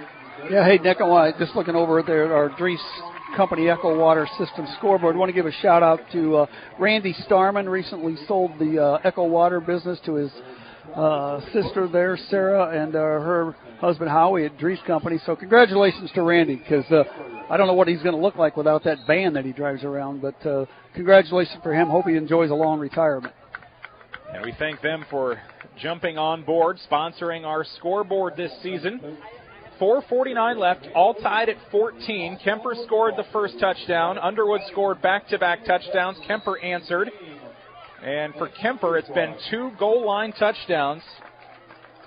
I'd look for, I'd look for them to maybe try to throw it over the top here again. Either that or maybe Lutt on a quarterback keeper. Lutt will line up out of the pistol. One man behind him. That's Schoening. They give it to Schoening. Hand off up the middle. He is stuffed. He's lost a yard on the play. Kemper's defense rises to the occasion, and they'll take over in Eagle territory. Again, one of our linebackers, Kent Sanders, right at the bottom of that. The line did their job, created the opportunity for the linebackers to get in there, but I know the non-wrestling fans probably get tired of hearing me say this, but those kids that go out for wrestling just flat know how to tackle. Kemper football, they tied it on the last possession. Now they have it in opponent territory at the 44 with 4:42 remaining in the half. Plenty of time. They've got a chance to go down the field here, and don't forget, they get the second half kickoff. Kemper out of the shotgun with baiting. Alford, I think they're going to get illegal motion on Kemper as they have a first down over across the middle of the field. It's Biter running his way inside the 25, but I think two guys kind of took off at the same time on motion, and the referee didn't like that. It'll be a 5-yard penalty against the offense, illegal shift. Yep, illegal shift. Gosh, dang it, that was a good play and a nice play because Biter was wide open, but everything really went well other than that darn penalty, and it really didn't. It's one of those that doesn't gain you anything. Yeah, exactly. It had no impact on the play. 1st and 15, that'll move them back to the 49 of Underwood for Kemper in a tie 14-14 all game with under 4.5 minutes to go now in the half. So just, a few mistakes by both teams on penalties, but Kemper's still in good position here. Clock running, 4:20 left here in the second quarter. First down and 15. Just past midfield, Kemper football out of the shotgun with Baiting. 2 receivers left. He's looking that way. Airs it out now over the middle, looking for Vanami. He has to come back for it a little bit, but he's the first one there. It was in double coverage. Vanami still almost made the play to get into the red zone, but a dangerous throw, incomplete. 2nd and 15, but a harmless incompletion for the moment. I'd like to see us go underneath a little bit more over the middle. We're stretching the field, but when you keep going deep, they're just running back there with them. Sooner or later, you got to come up with something underneath. Possibly Carson Canny. I don't think we've called his name on offense yet. He's probably our biggest threat from somebody that can make something happen with football. Canny in motion. He caught a 12-yard pass on the first drive, but that's it. Baiting under duress. Gets rid of it, looking for Barrett inside the 20. What a catch! Biter, that's right. He falls down to the 15-yard line. He had to turn around and find it, and he got there. 25, we'll call it a 34-yard catch. Really well thrown by Baiting. Again, thrown from his heels. He had pressure, but great catch by Biter. Congrats to him. That's probably his really first big football player as a Kemper Knight. Does a lot on the basketball court, but his senior year getting some opportunities here on the football field. And I messed it up and I gave him the wrong name. Here's Baiting out of the shotgun, rolls out right side and finds Canny, but off his fingertips, incomplete. That's a couple that have rolled off the fingertips of Canny, and it's 2nd down and 10 inside the red zone from the 15. Knowing Carson like I do, he's just trying to do a little too much, slow the game down a little bit. He's probably beating himself up here as he coming out of the game. We're going to go with a little bit more of a power package, bringing in number 23, Healy, along with Barrett. 3:44 to go here in this second quarter. All tied at 14 on our Dries Company Eco Water System scoreboard. Kemper with the football. Late stages of this second quarter. Two running backs in the backfield, receiver to each side. 2nd down for Baiting. Shotgun snap, handoff, Healy up the middle, shakes one tackler, 2 tacklers. The third one brings him down, but he gets inside the 10. Some nice running and a gain of about 7 for Healy. Again, Lucas Deal out there leading that charge, took his lineman, had him on his heels, and Healy just followed him. Healy's a good running back. I mean, he's not one of the kids probably gets a lot of conversation because he didn't play a lot last year, as we've got somebody down now.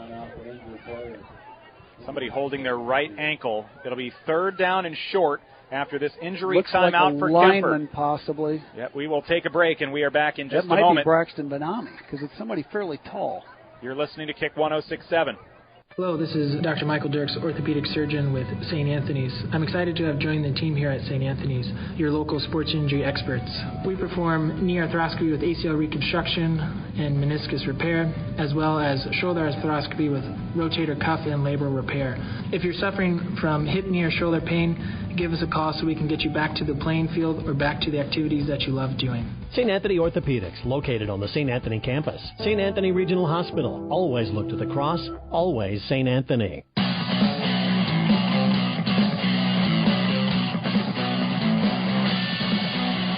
listening to Kick 106.7's coverage of Kuemper football. 3:27 to go in the half. Kuemper has it at the 10-yard line. 3rd down and 4. Injury timeout. Sean Healy just picked up about 6 yards on the carry, but he was the injured Knight.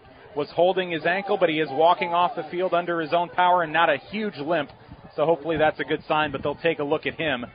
3rd down and 4 now for the Knights at the 10-yard line. Looking for a first down or a touchdown to break this tie. 3:12 remaining in the first half. And they'll bring... We jumped again.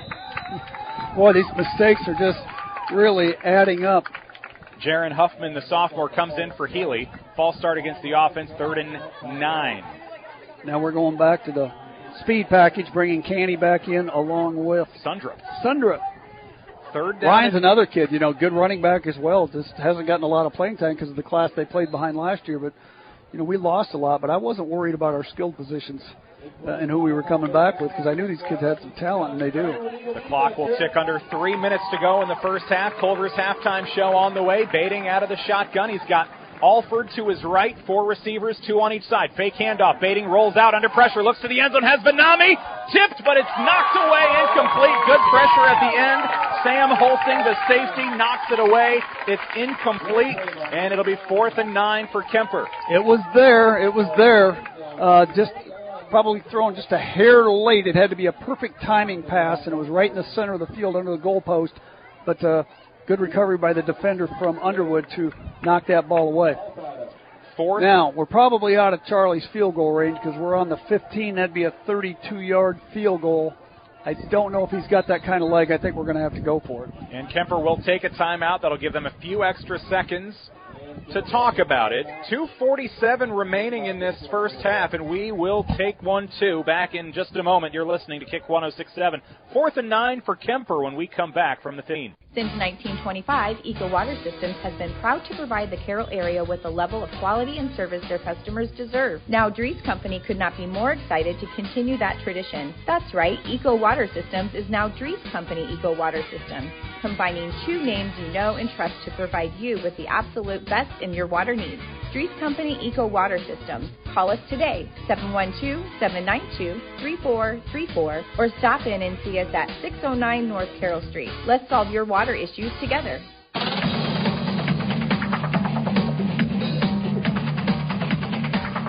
4th down for Kuemper. You're listening to Kick 106.7 KIKD Lake City Carroll. We are in Underwood tonight. Kuemper and the Eagles of Underwood squaring off in this Week 2 non-district game. Somebody will move to 1-1 on the season. Somebody will fall to 0-2. And right now we are tied at 14 on our Dries Company Eco Water System scoreboard. Kuemper football, offense on the field, 4th down and 9 from the 15. You could still get a first down. Yep. You've got about a 5-yard buffer there. I'm going to expect Baiting to roll out one way and then go clear across the field to the other corner. 4th and 9, steps back to throw, looks to the end zone, looks for Canny, and he's got it for 6. He's dropped a couple today. He hangs on here. It's a 15-yard score for the Knights. Yeah, the Eagle was completely turned around on that. Brock put it where it needed to be, because if he'd have thrown it inside, it would have been intercepted, but he just stepped back, straight dropped back, threw it over to the left side, and Canny went up and got it. Carson made a nice turnaround, turned the kid inside, and then turned around back and made the catch. 8 catches and 105 yards a week ago for Canny. Second catch, a 15-yard score. Kuemper retakes the lead. Mayhall on for the extra point. Plenty of distance. He'll split the uprights. 21-14 Kuemper with 2:41 to go in the first half on our Dries Company Eco Water System scoreboard. It's Kick 106.7 live from Underwood. Hi, this is Michelle from Midwest Wholesale. Kitchen cabinets by Birch Manufacturing are built to inspire. We believe that every kitchen tells a story, which is why these cabinets align with your home's beauty. We offer a variety of different finishes, wood selections, along with accessories to create a customized style. And here at Midwest Wholesale, we've been designing cabinets for so many years and designed thousands of kitchens, bathrooms, and mudrooms in our area. Trust the experts with Kitchens Plus by Birch and Midwest Wholesale. How you want it, when you want it, where you want it, we deliver. Thank you for calling Brinks Exteriors. This is Allie. Hi, we recently had a tree fall in our house, and I'd like to get an estimate on roof damage. Sure, we offer free on-site consultations for all our services. Great. While I have you, could you refer me to someone who can replace the drafty window? Brinks does windows too, with high-quality Energy Star products. What if we'd like to replace our siding? Brinks has you covered. Gutters? Doors? Our name says it all. Brinks Exteriors is your headquarters for all things exterior, from start to finish. Call 712-ROOF-PRO or visit BrinksExteriors.com.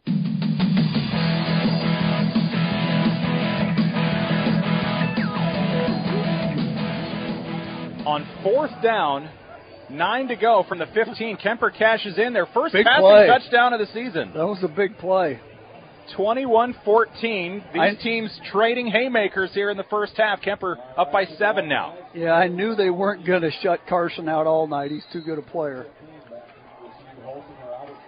Charles Mayhall, 3 extra points tonight. He'll kick it away. A squib kick to the far sideline. That'll go out of bounds Cover at the that, 30. cover that. Yeah, it almost stayed in bounds like we talked about earlier. And Underwood let it go. It gave Kemper at least a little hope to maybe jump on it before it went out of bounds. But they'll take it at the 35. Our kicking game, punting game, probably going to drop back a little bit this year. We had really, really good kickers and punters a year ago. So let these young guys who haven't played a ton get some experience, and hopefully our punting and kicking game gets better, because, if you're going to make any kind of a playoff run, you got to be able to, your special teams come in big. And think about over the last 10 to 15 years, some of the kickers that Kemper has had. So Mayhall with some big shoes this season. Wag was another one, and then, of course, last year we had Tommy Fitzsimmons. First down and 10. It'll be Underwood football. They trail by a touchdown here late in this second quarter. That pass a little high, but they're able to haul it in. Nick Hackett near a first down. It'll be 2nd down and 2. I thought that was about to go over his head into the awaiting arms of a few defenders, but so did I. He hangs onto it. We're keeping everything in front of us right now, but we gave him way too much room on that. We've got to stay a little bit closer. We started out about 70 degrees. 8-yard gain, 9-yard gain there. 70 degrees in full sun. It's considerably cooler now. Temperatures in the mid-60s.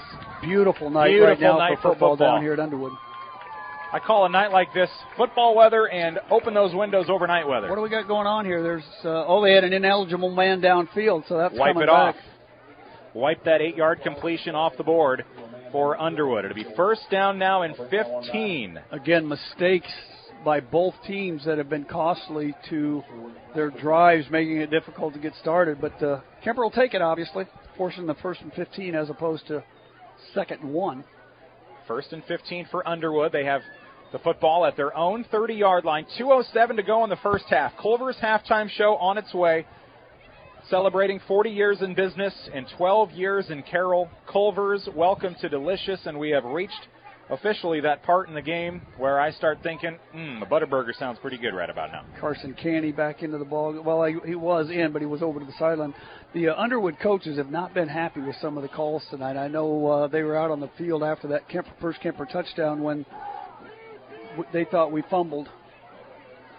21-14, Kemper up by a touchdown. Underwood with the football and a chance to answer going into halftime. He was wanting more time put back on the clock. Because for Kemper right now, the way this game's gone, both teams doing a nice job scoring. And Kemper with a 7-point lead right now. If you can get a stop going into halftime, you get the second half kickoff. You could give yourself a little buffer in a game that feels like it could get down to a shootout here. Well, that way, and just the mental momentum. 1st and 15, shotgun for Lutt. Low snap, steps back, looks to throw. Pumps, rolls out to his right now, takes off and runs. We haven't seen that a whole lot today. He'll get those penalty yards back. I'm not sure what happened, but somebody evidently thought they heard a whistle because Connor Keneally had a free shot at him and didn't take it. I'm not quite sure what he heard, but he was looking like he got held or something. But and Coach Steinkamp was about 7 yards off the field before he went out of bounds, so he saw something he did not like. And it might have been Keneally not going and make the tackle. I'm not quite sure, but 2nd and 10, Maybe he thought he heard a whistle. I'm not quite sure. Trips to the left for Lutt. He'll roll that way. There's a hold. There's the flag. That was big time because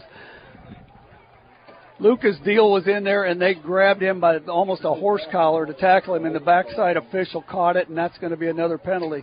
Lucas is putting on a show tonight from that defensive line position. And we saw him last season. I want to say it was the AHSTW overtime game where he got his really his first varsity experience as a freshman, and we made multiple points throughout the broadcast where we're saying, Man, this kid, he's got some potential as just a freshman, and he's showing that here tonight as a sophomore. Well, he's a big, strong kid. He spends a lot of time up there at the North Highlands Weight Club, and he's big and strong. He's just got to get football smart now, but he's showing some things tonight that going to make it happen. Underwood football at their own 25 now after back-to-back penalties. 2 receivers right. Shotgun for Lutt. Fake handoff. They'll screen pass to the left side. Oh, they what get a it to hit. Robertson, and he is hit in the backfield. Sanders brings him to the turf for a gain of 1. I felt that one from here. Kent was dialed right in on that. That's going to force third down now in about 20. So pretty tough to find a 3rd and 20. Kuemper, keep this play in front of you and give yourself maybe a chance to get the ball back here with 1:40 and the clock ticking. Kuemper with a timeout remaining. I'd expect them to maybe use it if this does not stop the clock here on 3rd and 20. And it's not a first down. Lutt out of the shotgun, steps back, wants to throw, airs it out far sideline, one-on-one, diving play, great, and tip away, knocked away by, is that Canny on that far side? And no, it's actually Alford. Brayton Alford with a big play over there. He was with him stride by stride. It was another great throw by Lutt, but the Kuemper defense is stepping up. We're not getting pressure on him yet, which we need to get more pressure, but boy, that kid's got a gun. So that tip by Alford, a double whammy for Underwood. It stops the clock, and Kuemper gets to keep their timeout, and they could get the ball near midfield after this punt from Underwood. I said last week, I think Carson's too deep on these punts because he's got to, come running up a lot to get to the ball. Unless this kid's a better punter than we think. There he's taking 4 or 5 steps up. But it'll be a senior Nick Hackett punting. A short kick, but it takes a hop. Get out of the way, lets it Carson. go. It'll roll inside the 30. It rolled about 15 yards. That was just kind of a dart about 10 feet above the ground the whole way. Yeah. 29-yard line is where Kuemper will have the football. 1:16 to go. And let's say for a moment Kuemper happens to score here. You go into the locker room up 2 scores and you get the football. That is I'm not saying that'll happen, but if you can get that to happen, you are feeling pretty good. They've only got 2 timeouts left. I think the first play here will kind of dictate what happens, what we see here. I don't think I'm going to get too crazy. We're up 21-14, playing pretty well. Let's don't make a mistake that could cost us here at the end of the first half. Kuemper will fake the handoff. Bating wants to throw over the middle. First down to Canny, to the 40, to the 45. He'll have a first down. That'll stop the clock for a moment. A pickup of 14. Back-to-back catches now from Canny after his touchdown on the last drive. He had several of those last week over the middle. And I think this tells you what Kuemper wants to do. They're going to go up-tempo. They want to go for it now. From their own 41, 1st and 10, under a minute to go in the half. Yeah, now that changes the game a little bit. 4 receivers for the Knights. Bating out of the shotgun. They will hand it off up the middle, though, as Underwood plays for the pass. Handoff to Alford. Big 15 run. yards up the middle. Kuemper with a big gashing run from Alford. Wide open. Good job by the interior line creating that hole. The clock ticking now. Under 45 seconds left. To Underwood's 44 now. 1st and 10. Kuemper with a timeout quick left. Huddle. 38 on the clock. Up 7 late 35 first half. seconds. Shotgun for Bating. They're going to blitz. Steps back, rolls to his left, wants to throw, airs it out, has a first down. But he'll be pushed out of bounds backwards. I don't believe that'll stop the clock as it's caught by Ryle. Kuemper had to call a timeout. Ryle will have it shy of a first down. He actually caught it ahead of the sticks, but came back for it and will be a couple yards shy. But for Kuemper, they'll take it. They've moved quickly down the field. First catch of the game for Ryle. 2nd and 10 coming for the Knights after this timeout. 2nd and 3. Those speedy linebackers blitzing, they're not very big, but they're really, really fast coming from the outside. Brock saw him come up to the line of scrimmage, drop back, and immediately spun around to the right and sprinted left, and then he hit Ryle right near the sideline, but it would have been nice to get out to stop the clock on that one. As it is now, we're probably going to have to hope for 1 or 2 quick throws and get out of bounds, but what do we got, 2nd down and 3? And you mentioned that spin move that Bating has used on almost every single rollout tonight.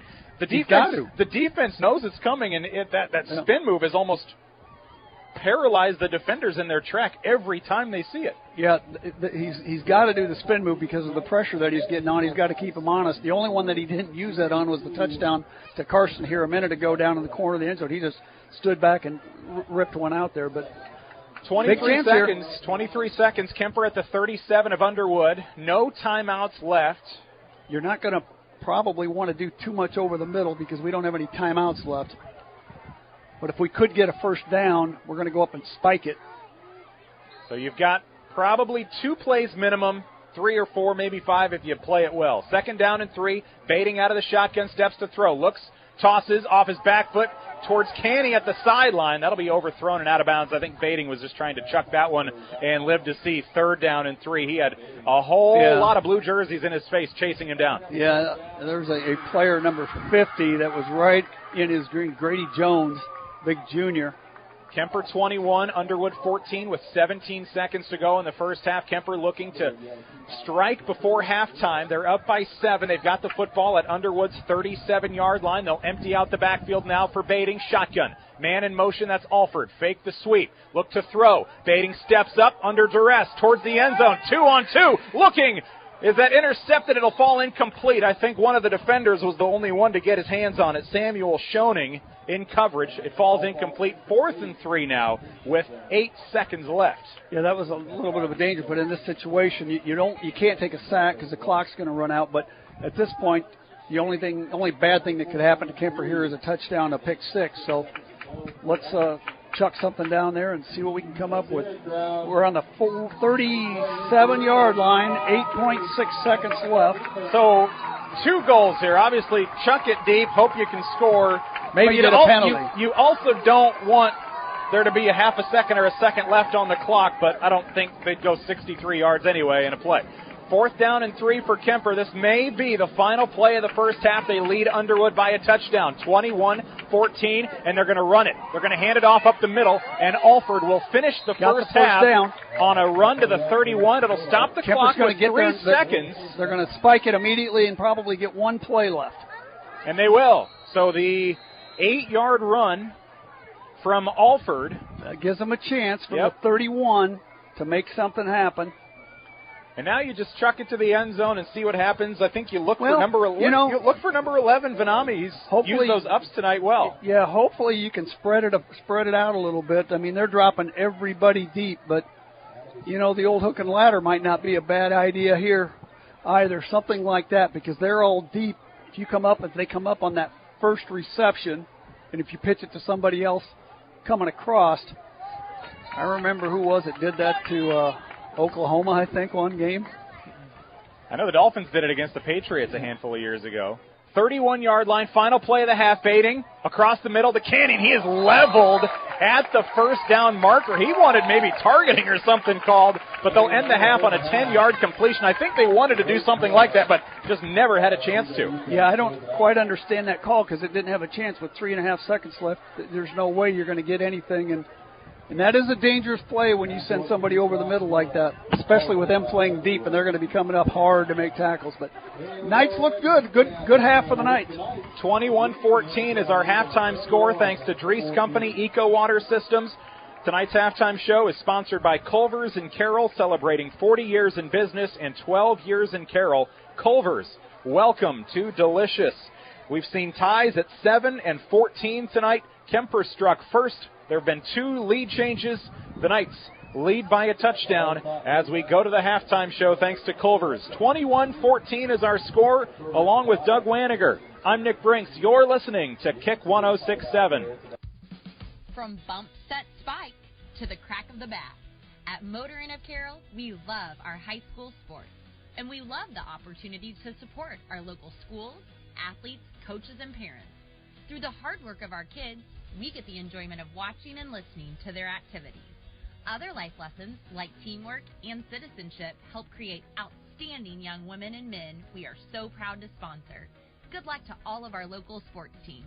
From Motor Inn of Carroll. When it comes to sports injuries and pain, call the specialist at Suppy Chiropractic Clinic, Dr. Mike Suppy and Dr. Jack Janning.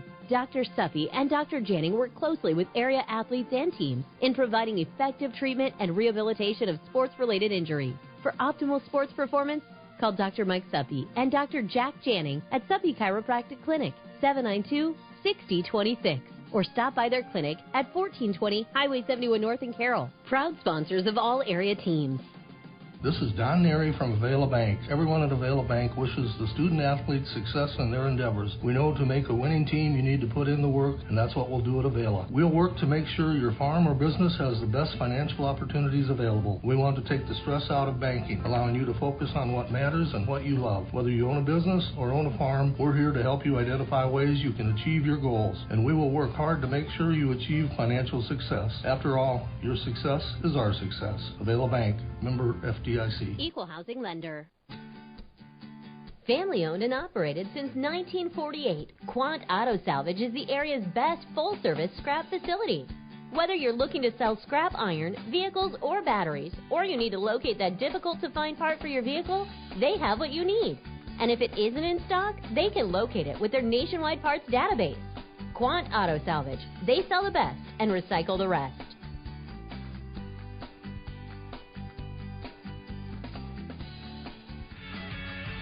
Hi, this is J.R. Mayhall, insurance agent and realtor with Gredeman & Associates. We're excited to announce Eric Bass and Nate Gredeman have joined our team. Eric has numerous years of experience in both insurance and real estate, and we're excited that Nate has moved back and brought his wealth of knowledge of commercial real estate to our team, and he also has his insurance license.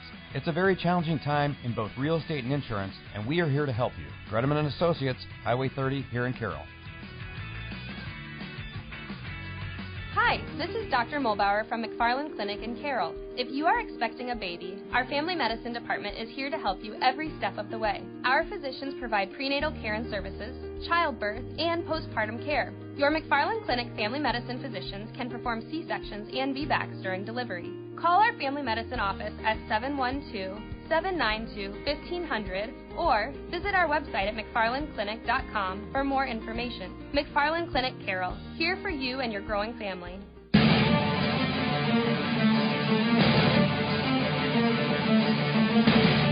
Tonight's halftime coverage brought to you by Culver's in Carroll, celebrating 40 years in business and 12 years in Carroll. Culver's, welcome to Delicious. And we had ourselves a nice little first half of football here. Kuemper scores on their first drive. They go a little cold there in the first quarter, and then into that second quarter, Kuemper found themselves down 14-7, but they rally. A couple late touchdowns, and with a minute and change to go, they get the football, and they almost drive the length of the field for a late score. Instead, still a 7-point lead for the Knights on our Dries Company Eco Water System scoreboard, 21-14. Fun first half of football, and a number that really jumps out to me. Kuemper, 170 passing yards, 233 yards of offense, more than double what Underwood had in that first half. Yeah, they're playing really well. We had two really good big fourth down stands. We've done a good job with the running game, forcing the pass. So, yeah, I'm really pleased with that first half from the Knights. A couple, mental mistakes on penalties and stuff, but all in all, a much better effort than what we saw last week against a pretty good team last week. Don't get me wrong, but we're manning up a lot more tonight than we did last week. Underwood's band performing at halftime here. It's Kick 106.7's live coverage of Kuemper football tonight. It's the Culver's halftime show, and don't forget, in our post-game show today, we will name our sack of the game, and with the sack of the game comes perhaps a sack of groceries for you. Win a sack of groceries from Market on 30 every week during the regular season. Stop into Market on 30 and sign up to win the sack of the game. A winner will be announced every Tuesday morning on KCIM Sports Rewind between 9:30 and 10. The Market on 30 in the BP Plaza. Sounds like they didn't get a winner this week. They're drawing two winners this coming week, so double your chances if you get in there before Tuesday for a sack of groceries at Market on 30 in the BP Plaza.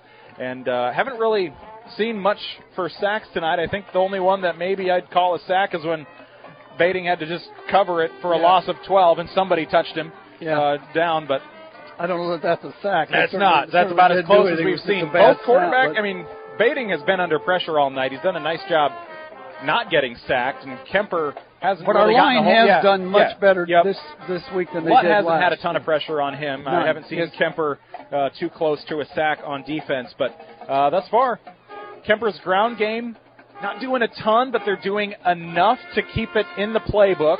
I think and they're setting up some big pass plays. Braxton Vanami and Carson Canny with some nice catches in that first half. Canny with a touchdown, 51 yards on 4 catches. Braxton Vanami on one of their touchdown drives in that second quarter, had a couple really big catches. I believe that was on the Canny touchdown drive, if I remember right. But he had some nice catches.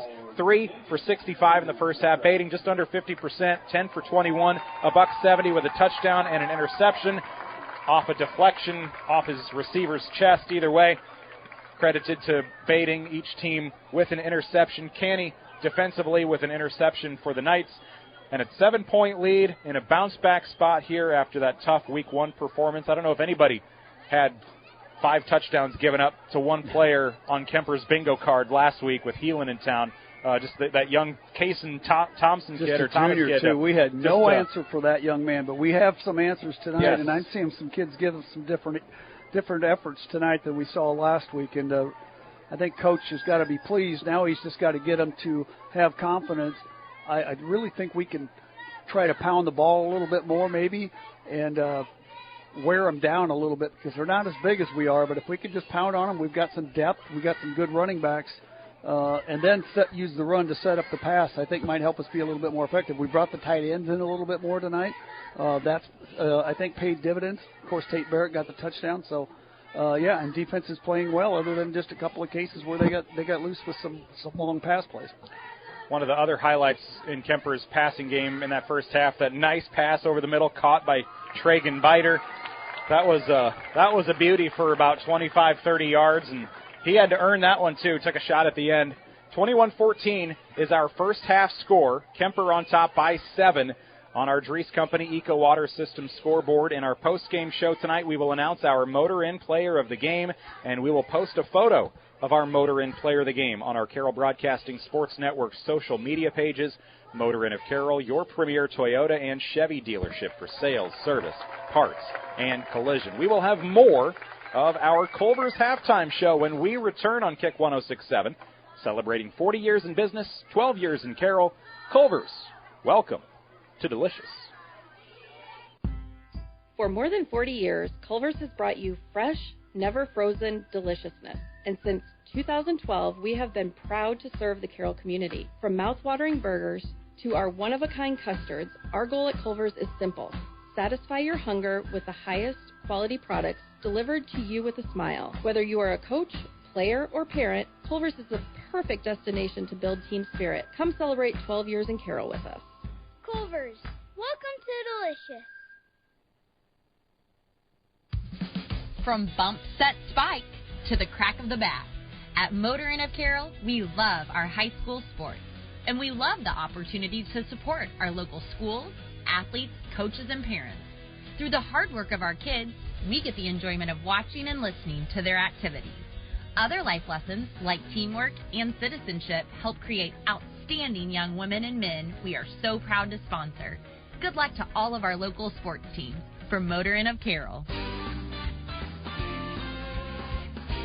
UTVs have been around for over 20 years, but they're still evolving, and with them now being legal on Iowa roads, usage has evolved as well. Whether you're commuting to work, gravel traveling with friends, or hitting the most beautiful riding spots in the country, Olson's Outdoor Power has the right Polaris, Can-Am, or Kawasaki for you. On top of that, we have the turn signals, mirrors, and tires to make your UTV more comfortable and safer. Stop by today at Olson's Outdoor Power, your one-stop service and equipment shop, with locations in Atlantic and Carroll. Outlaw Graphics is your local promotion and sign company. Outlaw can do it all, from vehicle graphics to promotional items and all the signage you need.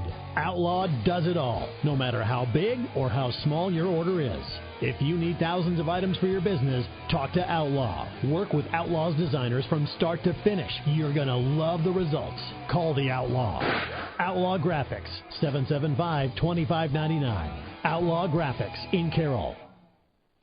Kick 106.7 weather update. Lows around 44 tonight under clear skies. North winds 5 to 10 miles per hour. Tomorrow, highs around 70. Lows around 47 tomorrow night. Sunny skies and dry Sunday and Monday. Upper 70s Sunday, mid 80s by Monday. From the Weatherology Weather Center, I'm meteorologist Paul Trombley. See the full forecast and the Brinks Exteriors radar at kick1067.com. Right now, it's 55 degrees.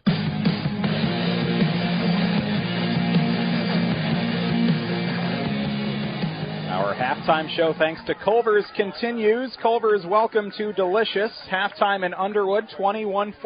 Kuemper the lead by a touchdown. They scored on their first drive of the game. Sean Healy with a 1-yard rushing touchdown. Underwood answered with back-to-back touchdowns, one midway through the first quarter, one early in the second quarter, a couple passing touchdowns from Lutt. He found Sam Holsing and also Easton Robertson for touchdowns. And then Kuemper picked up a couple touchdowns after halfway in the second quarter. A 2-yard touchdown run for Tate Barrett, and then with 2:41 to go in the half, a 15-yard touchdown reception by Carson Canny on 4th down and 9. So a high-pressure situation. You either turn it over on downs, maybe you get a first down, but they get the touchdown. And that is how Kuemper leads by 7. A couple updates over on KCIM tonight. Tom Hawcap has Carroll and Gilbert football. Early third quarter, Carroll leading in that one 18-15 at last check. And then over on KKRL, Jeff Blankman has Arweva Glidden Ralston football tonight, and it's Arweva 7-6 early in the third quarter. 7-6 in an 8-man game? Yeah, I know, right? When sure that isn't 76 to something? Yeah, and you'd think so. You would think so, but a low-scoring game. I know Jeff and I, we did the 8-man game down in West Des Moines on Saturday, and it was, I can't even remember, but like 50-something to 40-something or 50-something to 30-something. It's like, yeah, this is 8-man football for you. Did it take a while to get over? Oh, it took forever. I think if that was a 7 o'clock game, I think I remember saying it would be about 10:05 right now when this game got done. So it took a while. 8-man's entertaining, but that's the downside is the entertainment and all the scores. You're sitting there a long time. And he just updated. Glidden Ralston leads 12-7 over Arweva at the end of the third quarter. So still low scoring. Glidden Ralston taking the lead in that third quarter. Those are the games on our Carroll Broadcasting Sports Network stations tonight. Other teams playing around the area tonight. ESAC is at OABCIG. South Central Calhoun is hosting Southwest Valley. IKM Manning at home to Panorama tonight.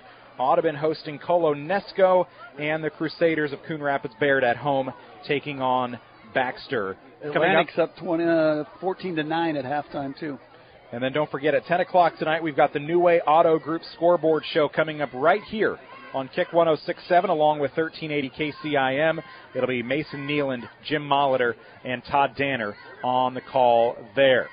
And let's also talk about NFL. Packers leading 19-14. Friday night football, weird to say, but hey, I don't like it. This is high school football. I know. Night. We had so much college football last Friday night. We've got NFL tonight. I'm a traditionalist. Sunday and Monday night for the NFL. Maybe Thursday. I know. Not Friday and not Saturday. I would much prefer we don't even have Thursday night football because that just means I have to stay up late another night of the week because I'll watch it. If it's on, I'll watch it, but I don't have to like it. But, yeah, mid-second quarter, Packers leading the Eagles in a game that has been pretty back and forth. Dolphin fan, aren't you? I am. How are they going to be this year? I don't know. I'd feel like maybe in the 10-7 ballpark. I don't have a lot of allegiances. I kind of like to watch whoever's playing well. I know you're a big Orioles fan. I know they've got some studs. We do. I've seen Gunnar Henderson's name all over. I feel like maybe he's fallen off a little bit from where he was about a month or two ago. But they've got some young guys that are doing pretty darn well. And I don't even follow Major League Baseball all that closely. We got about a payroll about 10% of the Yankees. Unfortunately, we got a bunch of pitching injuries that I think are going to cost us. As looking a little fun here, the Underwood Eagles got, I think it's their whole elementary school of girls out here in cheerleading costumes with pom-poms and the cheerleaders, the varsity cheerleaders as well. So a nice cheer squad out there for Underwood. An extended halftime show for the Underwood faithful here tonight. And still 5:27 left in that. And I would assume they've still got to tack the extra 3 minutes on there to boot once that clock runs down. So that'll give us a chance to take another break. You've been listening to our Culver's Halftime Show, celebrating 40 years in business and 12 years in Carroll. Culver's, welcome to Delicious. Kuemper leading at the half, 21-14. They have outgained Underwood in the half, 233 yards to 108. We'll take a look at more individual numbers for these two squads when we return in just a moment. You're listening to Kick 106.7. At Carroll County Solid Waste, we deliver environmental services together because, like all teams, together, everyone achieves more. We all enjoy a snack and a drink when cheering for our favorite team. When finished, be a team player. Put your bottles and cans in the recycle bin and your empty food packaging in the trash. Visit our website at carrollcountylandfill.com for details of how to be part of the recycle team. Because together, we're stronger. We're Carroll County Solid Waste, wishing our area athletes a safe and successful sports season. Life is better with American Family Insurance because our agents provide specialized local expertise to help you get the right coverage at the right price. We understand that farming is at the heart of what you do, and we want to help protect what you've worked so hard for. Let's build the policy your farm deserves. For details, contact Nicole Unken at Nicole Unken Agency. Call 712-792-1262 or stop by 412 Highway 30 today. American Family Mutual Insurance Company, SI, and its operating companies, 6000 American Parkway, Madison, Wisconsin. Since 1968, Mackey Motors has been serving Lake City and the surrounding communities with new and certified pre-owned vehicles. Mackey Motors is a full-service dealership providing oil changes in our Quick Lube Express bays, a service department with world-class trained technicians, a body shop and collision center with the latest equipment, a full vehicle detailing department, or come talk with one of our highly knowledgeable sales staff. Recipient of the GM Mark of Excellence Award for 15 years running. Together, let's drive at Mackey Motors in Lake City, MackeyMotors.com.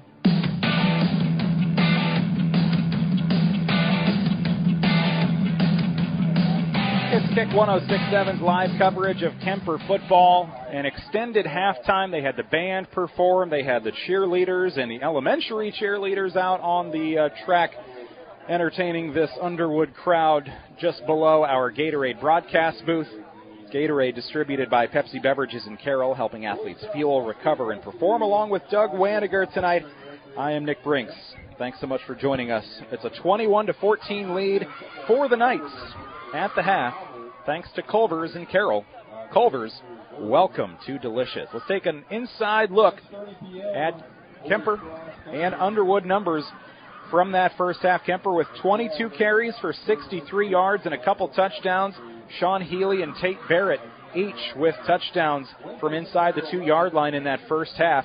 Brayton Alford getting the bulk of the carries for the Knights today, 11 for 46 on the ground. Brock Bating, 10 for 21 passing, 170 yards, a touchdown, and an interception. And the bulk of those catches made by Carson Canny and Braxton Vanami. Canny, 4 catches, 51 yards, a touchdown. Braxton Vanami, 3 for 65. All 3 of his catches going for 20-plus yards. For Underwood, 10 carries for 29 yards. Sam Schoening, 6 for 20, getting most of those carries. Garrett Lutt, 6 for 16 passing, 79 yards, 2 touchdowns, 1 pick. And in the receiving game, it's Easton Robertson, 2 for 24 with a touchdown. Sam Holsing, 4 for 55 and a touchdown. Each team with a turnover. Both teams with an interception. No sacks unofficially for tonight. Don't forget, you can win a sack of groceries from Market on 30 every week during the regular season this football season. Stop into Market on 30 and sign up to win the sack of the game. A winner will be announced every Tuesday morning on KCIM Sports Rewind between 9:30 and 10 o'clock. The Market on 30 in the BP Plaza. We are moments away from the second half kickoff. It will be Kuemper football. They got the football back with 1:15 left in the second quarter from their own 30 to 40-yard line. They marched down the field. They got into scoring territory. They got inside at least the 40 or the 35. Not necessarily easy scoring territory, but nonetheless, they tried to get one more score on the board before halftime, knowing they get the second half kickoff. So we are about 2.5 minutes away from this third quarter getting away. We'll take one more break. You've been listening to our Culver's Halftime Show, celebrating 40 years in business and 12 years in Carroll. Culver's, welcome to Delicious. It's Kick 106.7's live coverage of Kuemper football at Underwood. 21-14 Knights on our Dries Company Eco Water System scoreboard. Third quarter, next. Earning college credit while in high school is a smart choice. Area high school students have several college class options available to them through the DMAC Carroll campus and Templeton Regional Center. Students, contact your high school counselor today to talk about how DMAC college credit can be part of your high school plan at no cost to you. DMAC, life's calling.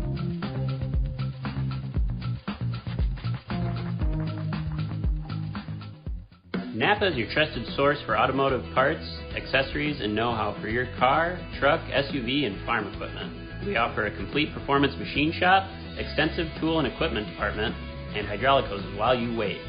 So whether it's a replacement part for your daily driver, or you are just in need for a professional machine shop, you can trust your locally owned and operated Napa store. Make it a point to stop in and see the pros.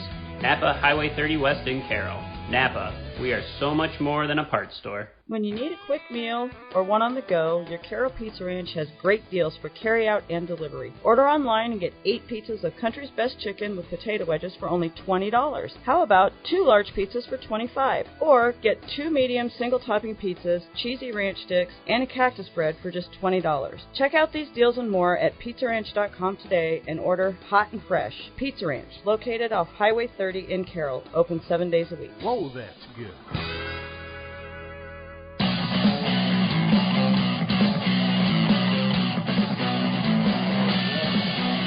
We are back in Underwood. Kuemper and Underwood squaring off here tonight, and the PA announcer just asked, do we have any Hawkeye fans? Do we have any Cyclone fans? I know we've got somebody that's in red tonight, but will be in black and gold tomorrow, making the drive over. Absolutely. I got to get up early and drive to Cedar Rapids. We'll drive home tonight. It's going to be a rough.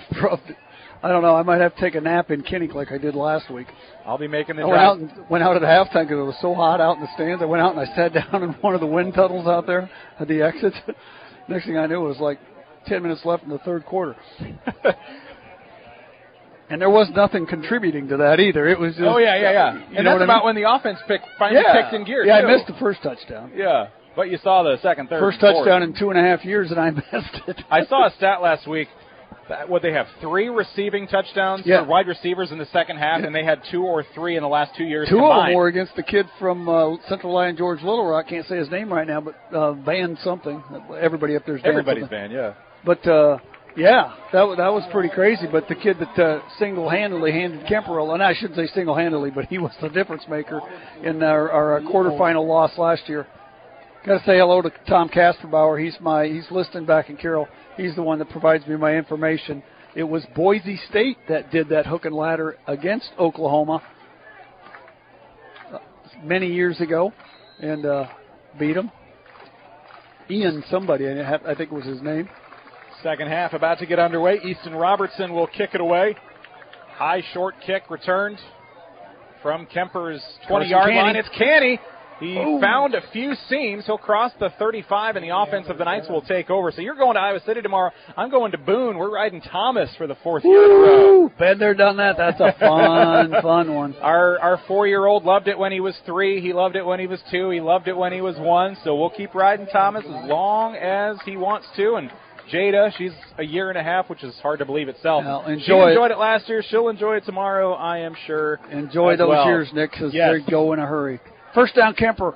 Knights have the football. Canny in motion. Ended that second quarter on a high note. They'll begin with an Alford run. He's got a first down and more. Across midfield, finally brought down in opponent territory. A 15-yard run. I like it. Coming out, running the football. Good line play. Good hard run by Alford. He's the kid that's got to get the ball into Underwood territory at the 48, 1st and 10 Knights. And quickly using tempo, no huddle. Hand off again. They'll give it to him again. Up the middle. More running room. Another first down or short. He came up short.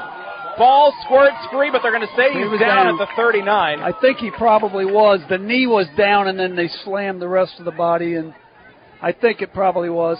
9-yard pickup. Hang on to that football, Braden.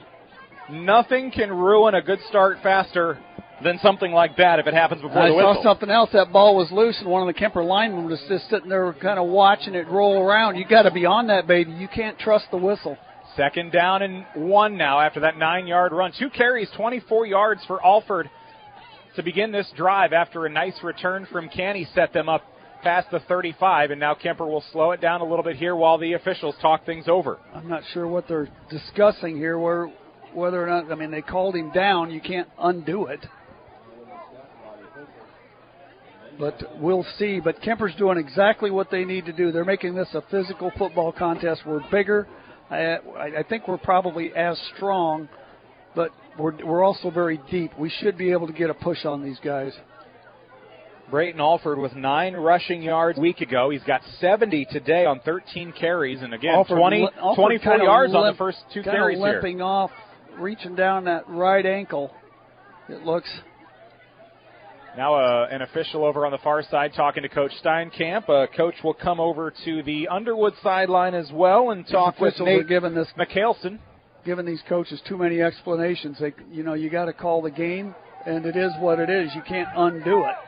2nd down and 1 to go. It'll be Kuemper football. They're trying to move the ball quickly down the field. Not even a minute in, and they have already churned about 20 or so, 25 yards just up the field. Hammering on the ground.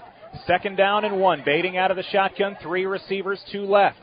Fake handoff. Quick slant to Canny, and that'll be off his chest. Incomplete. Almost intercepted by a diving play from Easton Robertson at corner. Incomplete. 3rd and 1. Dangerous play call in that situation. You got it 2nd and 1.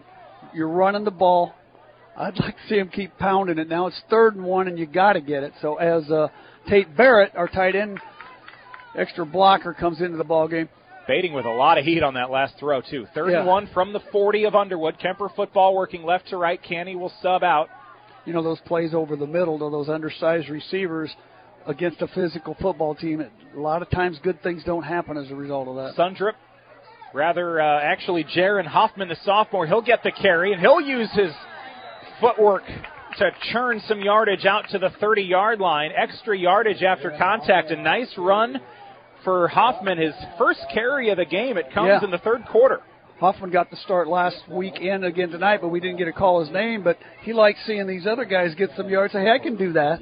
1st and 10 from the 31 of Underwood. Kuemper football using tempo again. Dries Company Eco Water System scoreboard shows Kuemper leading 21-14. Handoff to Huffman again. He'll look to the left. Jot back up the middle to the hash. To the 26, pick up a 5. Nice footwork. Good push out there by Lucas Deal, and I'm trying to see who the other one is that's out there. 2nd down and a long 5 coming up now from the 27. They'll say that last one was for 4 yards. Clock down to 10:20 in the 3rd quarter. Connor Kuemper by a touchdown. Connor Keneally into the lineup at that left tackle position. Out of the shotgun again, Baiting. 2 running backs in the backfield. They get the defense to jump off sides. Unless they were drawn off, we will see. I definitely saw 2 guys in blue jerseys jump across, and they will give Kuemper 5 yards. Kuemper doing exactly what they needed to do to start this second half. Made that statement with the touchdown near the end of the first half, and now they're coming back down. And, it's like I said earlier in the game, we got to make this a physical game, and we are. 2nd down and 1. Kuemper will have it just outside the red zone at the 22-yard line, looking to add to their 7-point lead. Take advantage of this second half receiving of the kickoff. It's 2nd down and 1. They've marched up the field. They almost get him to jump again. They'll have the 1st down. Huffman again up the middle. Shifty footwork outside to the right hash, 10-yard line, 12-yard pickup, and Mr. Huffman's churning here in the 3rd quarter. Again, John Antover downfield, other linemen downfield. Much better. Quick snap. They'll hand it off to Huffman again, going back to the well, inside the 5. After contact, getting extra yards down to the 4, a 5-yard pickup. Huffman with 4 carries here in the last 4 or 5 plays. Jaron, when you're going up the middle, just run. Follow your blockers and run. He's dancing a little bit too much and allowed him time to close in. I think he'd have probably got down to the 2 or 3. But he's a strong kid. Kuemper will break huddle now. Barrett in the backfield. It'll be I formation. Unless Baiting doesn't go under center. He will here. Barrett the fullback. Hoffman the tailback. They'll pitch it out left side to Hoffman. Catches it with the one hand. Gets out to the left side. He'll get to the 5. Diving for the pylon. He is in, but was he down first? So the ball crossed. They'll say his knee was down about the 1. Yeah, so we're in 2-down territory here. We're going to have 3rd and 4th down to get it in from just outside. This is one of those things. We got a 285-pound center. Go up under center and quarterback sneak it, get it in the end zone. Don't risk the speed of their linemen coming around the side to make that goal. play. Baiting will fall forward, looking for the end zone. He's easily in on the sneak, and the Knights go up by 2 scores. They go quickly down the field, and it takes just over 3 minutes for them to march 65 yards for a touchdown. Baiting a 1-yard score. Kuemper's got to be careful. There's a high school rule that's different than it is in college and the pros. You can't push the quarterback or any runner from behind when they're going into the end zone. They got to earn that on their own. So sooner or later they're going to get called for that. But a good run there to get the Knights in, and a great drive to start the half with a PAT good. Mayhall's kick is through. 28-14. The Knights have now doubled up Underwood early in the third quarter on our Dries Company Eco Water Systems scoreboard. You're listening to Kick 106.7. We're back in Underwood in just a moment. Smithfield Foods is an American-based food company committed to producing high-quality, wholesome, and affordable food. They want you to join their team in Carroll. They are hiring general production individuals, and the starting pay is amazing at $19.55 per hour. You'll also get a generous benefits package. You'll get paid holidays, paid time off, medical, vision, dental insurance, and more. Visit smithfieldfoods.com/Carroll to apply online. Smithfield Foods, equal opportunity employer, including disability and veterans. At Collins Aerospace, we believe in investing in our employees' future. That's why we are proud to offer our Employee Scholar Program. Whether you want to pursue a professional certificate or a degree related to the industry, we offer full tuition reimbursement and even paid study time. Our Employee Scholar Program is the perfect tool to help achieve the future you've been dreaming of. At Collins, we don't just want to offer you a job, we want to offer you a career and a future in aerospace. For details on the Collins Aerospace Employee Scholar Program, visit us at careers.rtx.com.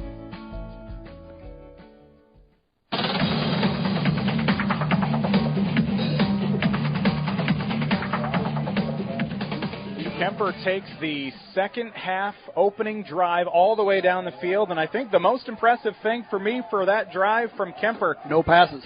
All on the ground. Yep. They had 170 first half passing yards, and they still have 170 passing yards. We got a penalty here.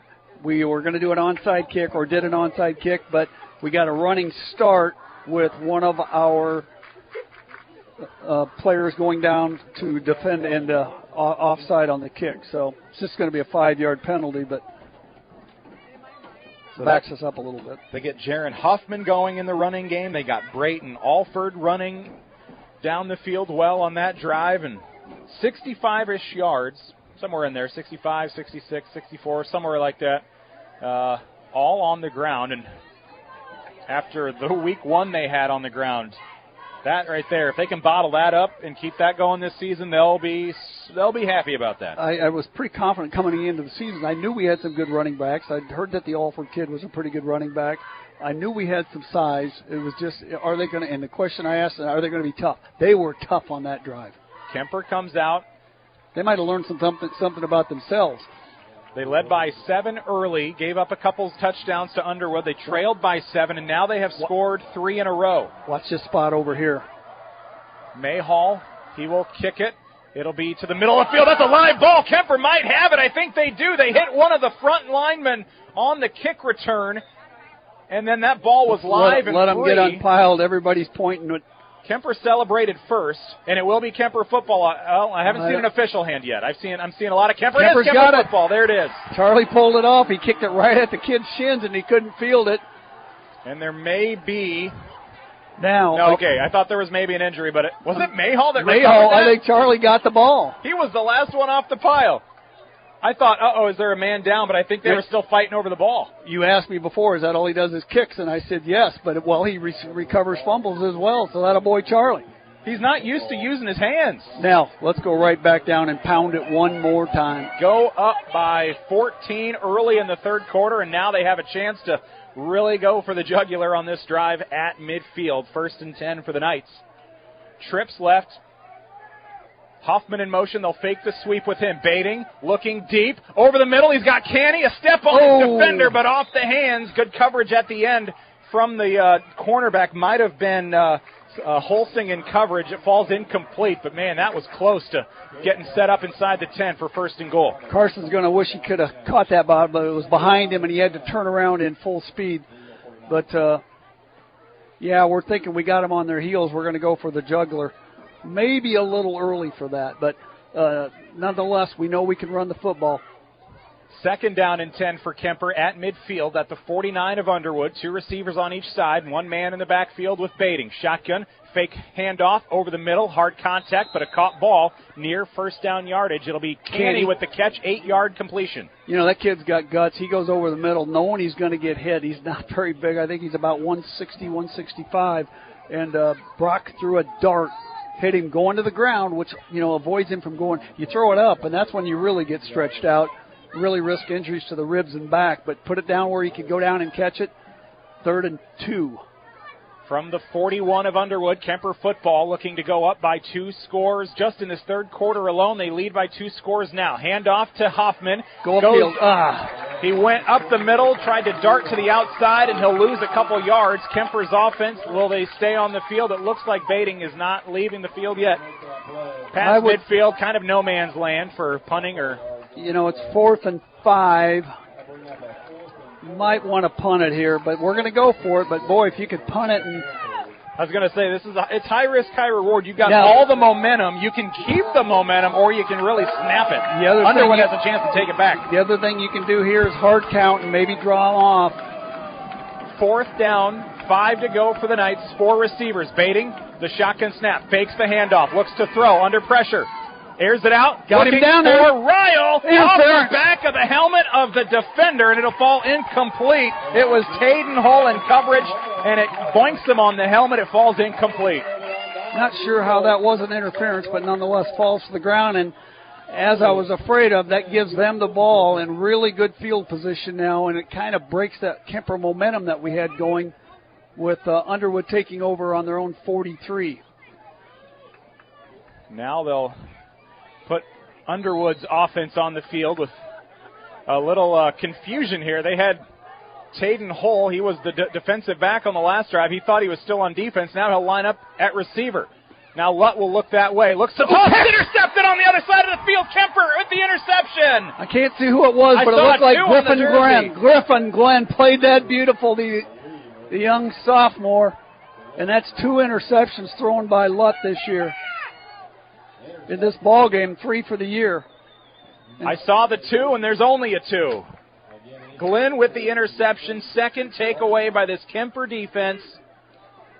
Sooner or later, you're going to break the spirit of this team when they make mistakes. But let's go back to the ground. So an onside kick. I noticed Alford is not in there, so he went off. He must be injured.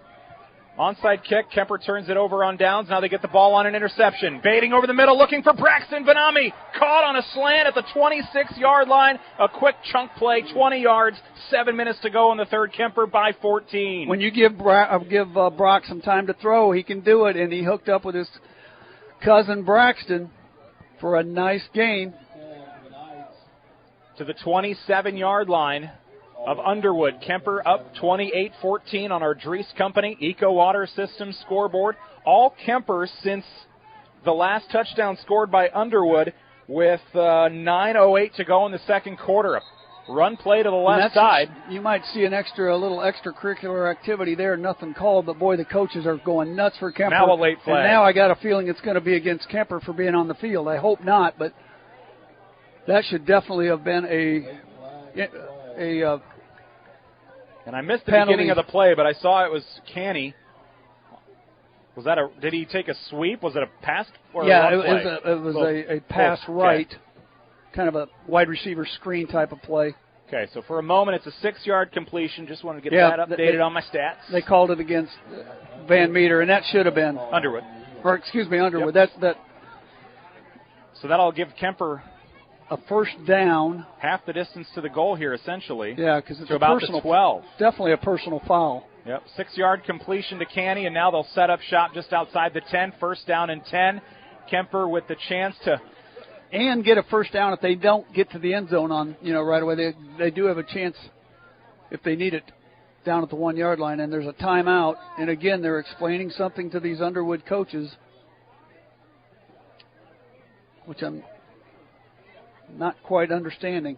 With 9 minutes to go in the second quarter, Underwood led 14-7, and now Kuemper's knocking on the door of going up maybe 35-14, leading by a couple scores right now, 28-14, 6:45 left in this third quarter, and they'll line up now with Huffman in the backfield with Bading. Keep pounding the rock. Snap in a moment. Bating sends a man in motion. That's Sundrip. He'll get the running start on the right side. Bating steps, looks to throw, hit as he throws, and that's into the grass, incomplete. 2nd down and 10 from the 11 coming up. Yeah, that's probably a ball that you just got to eat because he hit his hand. It's going to smack on a helmet. But again, we're not giving him the protection right now that we had. But boy, we were running the ball so successfully. 2nd down coming here for the Knights, just outside the 10. They'll set up with 2 receivers left, 1 right, tight end right as well. Man in the backfield with Bating. They'll hand it off. They give it to Huffman. Works out to the right side, gets to the 10, down to the 9. Defender trying to come in and strip the ball away. Unable to do so. That was Sam Schoening in on the tackle. A pickup of 2 for Jaron Huffman, the sophomore. Jaron's a good, strong running back. Just keep driving those legs and drive into him. He's doing a little bit too much cutting. And when you're in the middle like that, probably not going to pay you dividends. 28-14 Kuemper midway through the 3rd quarter. Inside the 10 now. It'll be Bating under center here in a moment. Clock's really rolling. It's going to be under 6 minutes here in the 3rd quarter on this snap. So 3rd and 8. We are in field goal range. Shotgun for Bating. 2 receivers off to the left. Bating rolls that way. Left side has a 1st down. Ryle. No, just shy. Nope. Caught by Canny. Pickup of about 7. It'll be 4th and 1 from the 2-yard line. Got to go for it. Kuemper has, they have been making a living inside the 2-yard line tonight. They're calling it 4th and 3. I thought he was down another yard, but... So we'll knock a couple yards down. 5-yard completion from Bating to Canny. Their 7th connection of the night. 4th down and 3 from the 4 for the Knights.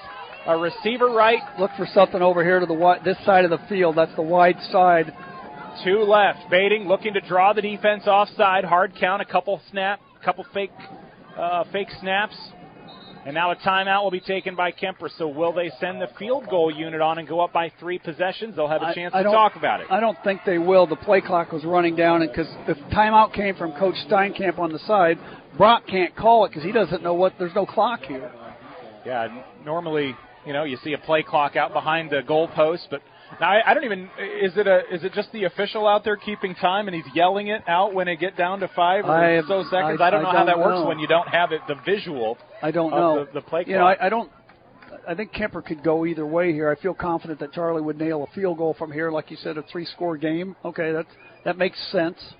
But there's still a lot of time left too. So if you could put that touchdown up. The other thing is we do have a chance to get a 1st down at about the 1.5 or 2-yard line. And the other thing, Kemper's defense has played absolutely lights out here tonight. They've only given up 108 yards so far. If you don't get the touchdown or the 1st down, Underwood's stuck inside their own 3 or 4-yard line. That's not exactly a bad situation for your defense. Yeah, and we've, the thing that we've got to do is our defensive backfields continued to play well here after a couple of, early strikes early in the ball game. So, the scary thing is with his arm and the speed that they got at receiver, they can make a big play real quick. But I think it's a big situation here for Kuemper to put this one away right here. Good news for Kuemper is you're up 14, so it's not a do-or-die situation if you get it or you don't. 4th and 3. Kuemper with Bating out of the shotgun. The snap, the fake handoff, looks to throw. Back to the end zone. Braxton Vanami catches it over the middle for his 1st touchdown. That looks like Braden Alford, isn't it? That is Braxton. Looks like a 9. Boy, you just can't tell these numbers sometimes. Touchdown pass from Bating over the middle on 4th down. Again, the 2nd touchdown pass on 4th down. And that was a frozen rope thrown by Brock Bating, and Braxton went up and got it. So big play by the Bating family. 5:01 to go in this 3rd quarter. Kuemper's now outscored Underwood. 28 unanswered points since Kuemper trailed 14-7. It's now 35-14 Knights. 5 minutes to go here in quarter number 3. Back in a minute. Grandma Joni's going to be pretty happy back in Carroll. Dries Company Eco Water System scoreboard well in favor of Kuemper right now. 35-14. For over 50 years, Pringer's Lumberland has been your trusted destination for all things furniture and flooring. Hi, it's Matt Pringer, third generation in our family-owned business. We understand the importance of creating spaces where memories are made and cherished. Our commitment to quality craftsmanship, personalized service, and unbeatable value has made us a staple in the community. Pringer's Lumberland is more than just a furniture store. We're part of your community, and when you shop with us, you're not just furnishing your home, you're investing in the livelihood of your neighbors. Pringer's Lumberland, Highway 30 West in Carroll. Looking to boost your brand? Top Loft makes it easy with custom online stores for businesses, sports teams, and organizations. Enhance your brand's visibility with a tailor-made store showcasing your logo, colors, and designs. Enjoy endless customization options. Choose styles, colors, and add your unique touch to every product. Plus, their streamlined ordering system ensures a smooth experience for you and your customers. Elevate your brand with Top Loft in downtown Carroll or visit toploftclothing.com and start building your online store today.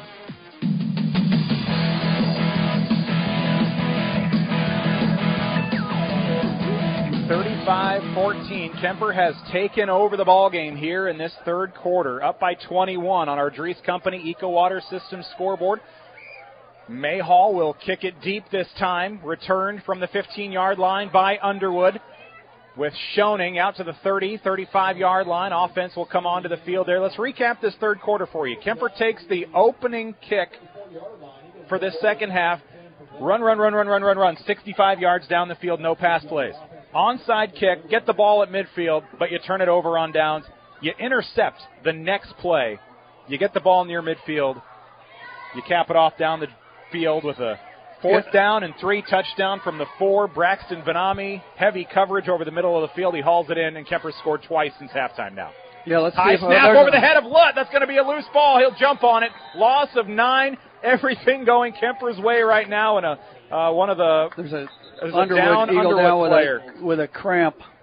But yeah, everything's going Kemper's way. But I was just going to say when they walked out in the field when Underwood came out, didn't quite have so much hop in their step. And then you get a mistake like that. Now you're second down and 16 roughly. And Charlie Myers is the injured Underwood Eagle as they are tending to his left leg. We will take a quick break. You're listening to Kick 106.7. Back in a moment. Financial planning can be easy to avoid, but in these uncertain times, it should be your top priority. Now is the time to put Silverleaf Wealth Management on your team. Whether you want to plan for retirement, better manage your investment assets, or fund your kids' education, Silverleaf Wealth Management can help you discover, design, and implement a plan for pursuing your goals. Visit us online or schedule a consultation with me, Ann Slechta, today by calling or texting us at 712-775-2251. This is Silverleaf Wealth Management of Carroll, Iowa.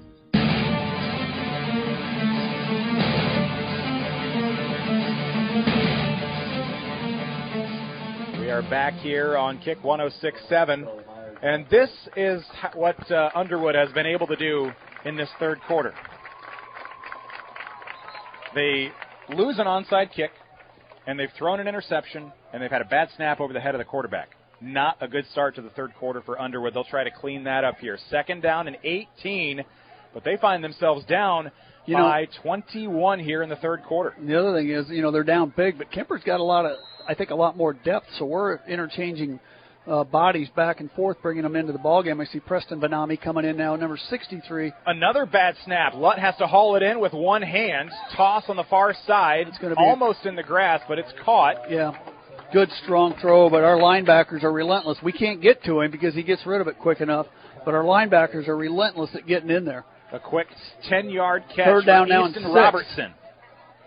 Third down and 6. Pistol formation for Lutt and the Eagles of Underwood. 2 receivers to the left side, 1 off to the right. Lutt will look for the snap. Steps back, looks to his left, wants to throw, airs it out, near side, looking, and that'll be interference. Oh my gosh. Braxton Vanami. Might have been a little hip check near the end, and a late flag will probably give Underwood a first down. At this point, their offense is looking for that 15-yard penalty since the second quarter. Yeah, Braxton, I'd like to see that play over again, but I thought he was going to have an easy interception because it was underthrown. The kid was backpedaling a little bit, and then Braxton came over and bumped him, but that's going to be a first down for the Eagles. So But that's the downside if you're a defender on an underthrown ball. You've got a big disadvantage because if you run over the receiver, you're going to get flagged 9 times out of 10. But you got to turn and see the ball, and that's probably what we're not doing a really good job of. But as it is, 1st and 10 for Underwood at their Kemper 47. Shotgun. Well, pistol look here now for Lutt. 1 receiver right, 3 off to the left. They will run the ball up the middle with Schoening. Stuffed in the backfield.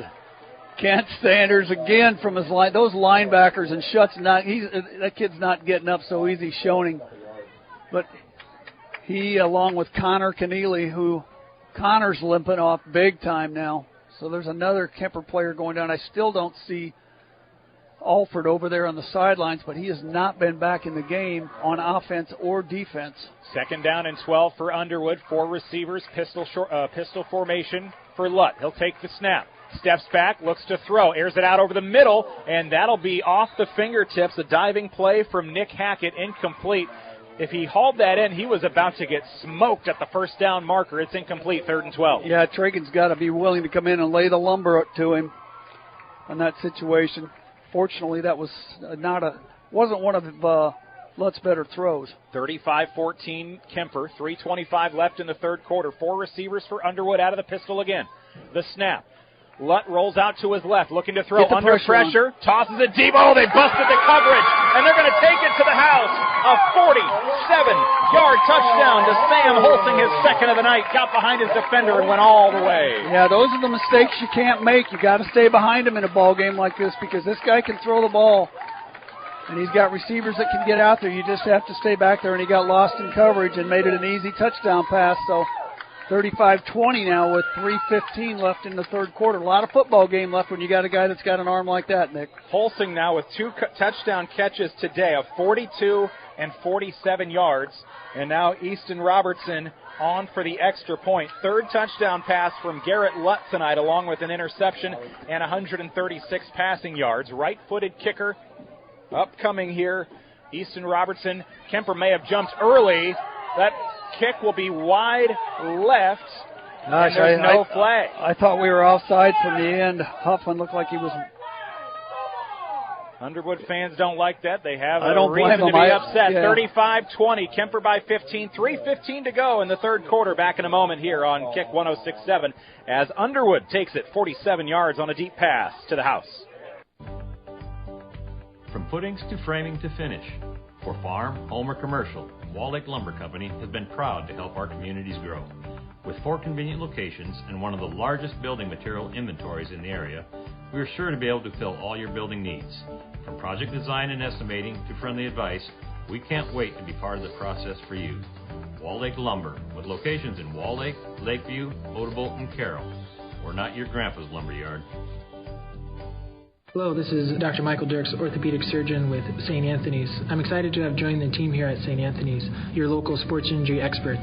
We perform knee arthroscopy with ACL reconstruction and meniscus repair, as well as shoulder arthroscopy with rotator cuff and labral repair.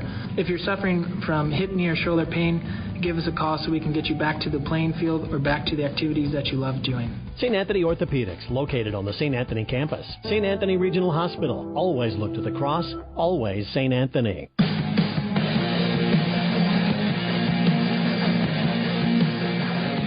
You're listening to Kick 106.7 KIKD Lake City Carroll, live in Underwood tonight, along with Doug Waniger. I'm Nick Brinks in the Gatorade broadcast booth. Gatorade, helping athletes fuel, recover, and perform, distributed by Pepsi Beverages in Carroll. Kemper had scored 4 unanswered touchdowns. Underwood goes 47 yards on blown coverage defensively. It is not good for your defense when your starting defensive end is in coverage on a receiver, and he is the one that gets blown into coverage. So there was some over-the-top help that was not there for Kemper on that last play, as he had about a 10-yard advantage on his defender by the time he hauled that in about the 30-yard line and was off to the races. Another mistake on the receiving end of that kickoff, so now we're going to start with the ball on about our own 7 or 8 yard line, maybe 6.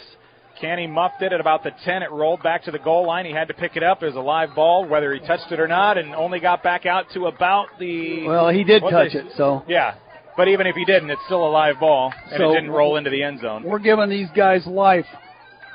And these guys are winners. They just won a state baseball championship. They've been in football games before. Baiting pump.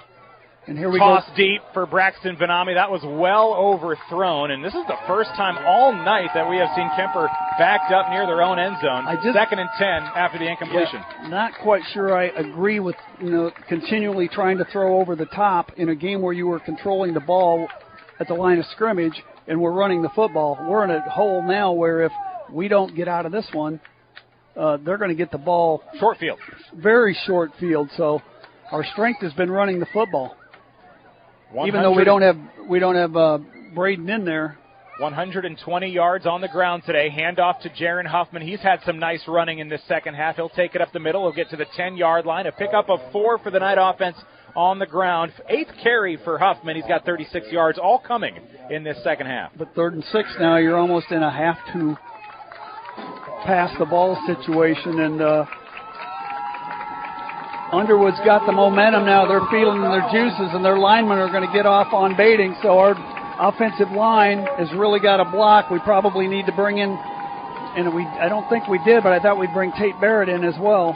2.5 to go in the third. Kuemper leading 35-20 on our Dries Company Eco Water System scoreboard. Baiting out of the shotgun, 3rd and 6. Handoff up the middle. They'll be close to a first down. Second effort. He'll have it. It's a first down for the Knights with Ryan Sundrup on the carry. He'll pick up about 10. I told you, those kids are good backs. I mean, he was tackled well short and just kept driving and picked up the first down. So a big, big play for the Knights. Want to write that one down for later in the game when he was stopped well short. And Kuemper would have had to have punt. Now they can let the clock run a little bit more and hopefully go back to the running game. Sundrup's first carry of the night, a big one on 3rd and 6, a 10-yard run up the middle, and second effort able to get that first down. 4 receivers, 1 man in the backfield with baiting. Shotgun snap, Carson Canny in motion, left to right. His defender follows along. Handoff up the middle to Jaron Huffman to the left side. He's got the edge to the first down. A near midfield, 40, 45, just shy of midfield. He'll be shoved out near the 49-yard line, and he'll take it about 29 yards. Great run. We'll call it the 46. And Kuemper's going right back to the line, and now they're going to huddle up. But, nope, they're going right back to the line. They feel they got Underwood on their heels. But Hoffman showed me something I didn't know he had, which was great speed. I knew he was extremely strong. Handoff up the middle. Another nice shifty run from Huffman across midfield. He'll pick up about 5. And how about this? 10 carries in the third quarter, and he's got 67 yards since halftime. Our line doing a much better job, too, driving off. I saw John Andover taking his guy down the field, and he's one of those seniors that's got to say, come on, guys, let's get this done. 90 seconds to go in the third quarter. Kuemper leading 35-20. They scored a couple times since halftime. They gave Underwood some life with blown coverage defensively, a 47-yard touchdown over the top just a moment ago as they got it to Sam Holsing in the end zone for the second time tonight. 2nd and 5, Canny in motion again, shotgun for baiting. Takes the snap, up the middle again. Hoffman gets to the line of scrimmage, not much more, maybe a yard. He'll fall to the 48 of Underwood.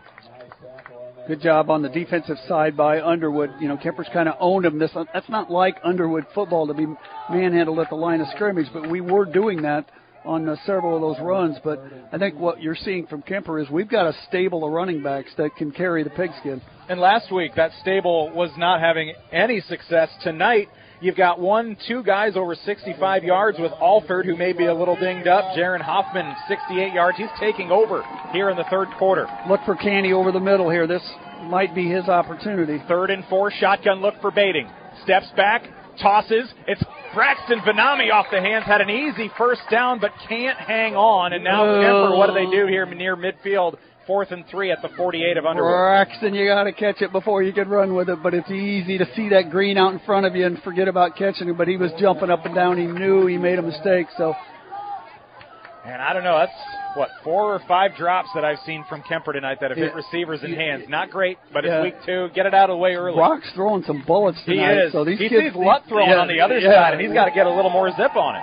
I'd like to think we're going to try to get him to jump here because, man, we don't want to give him a short field. Kuemper has 2 touchdown passes on 4th down tonight. Here it is at the 48 of Underwood. 4th down and 3, baiting out of the shotgun with 4 receivers and a timeout. We're not going to snap it.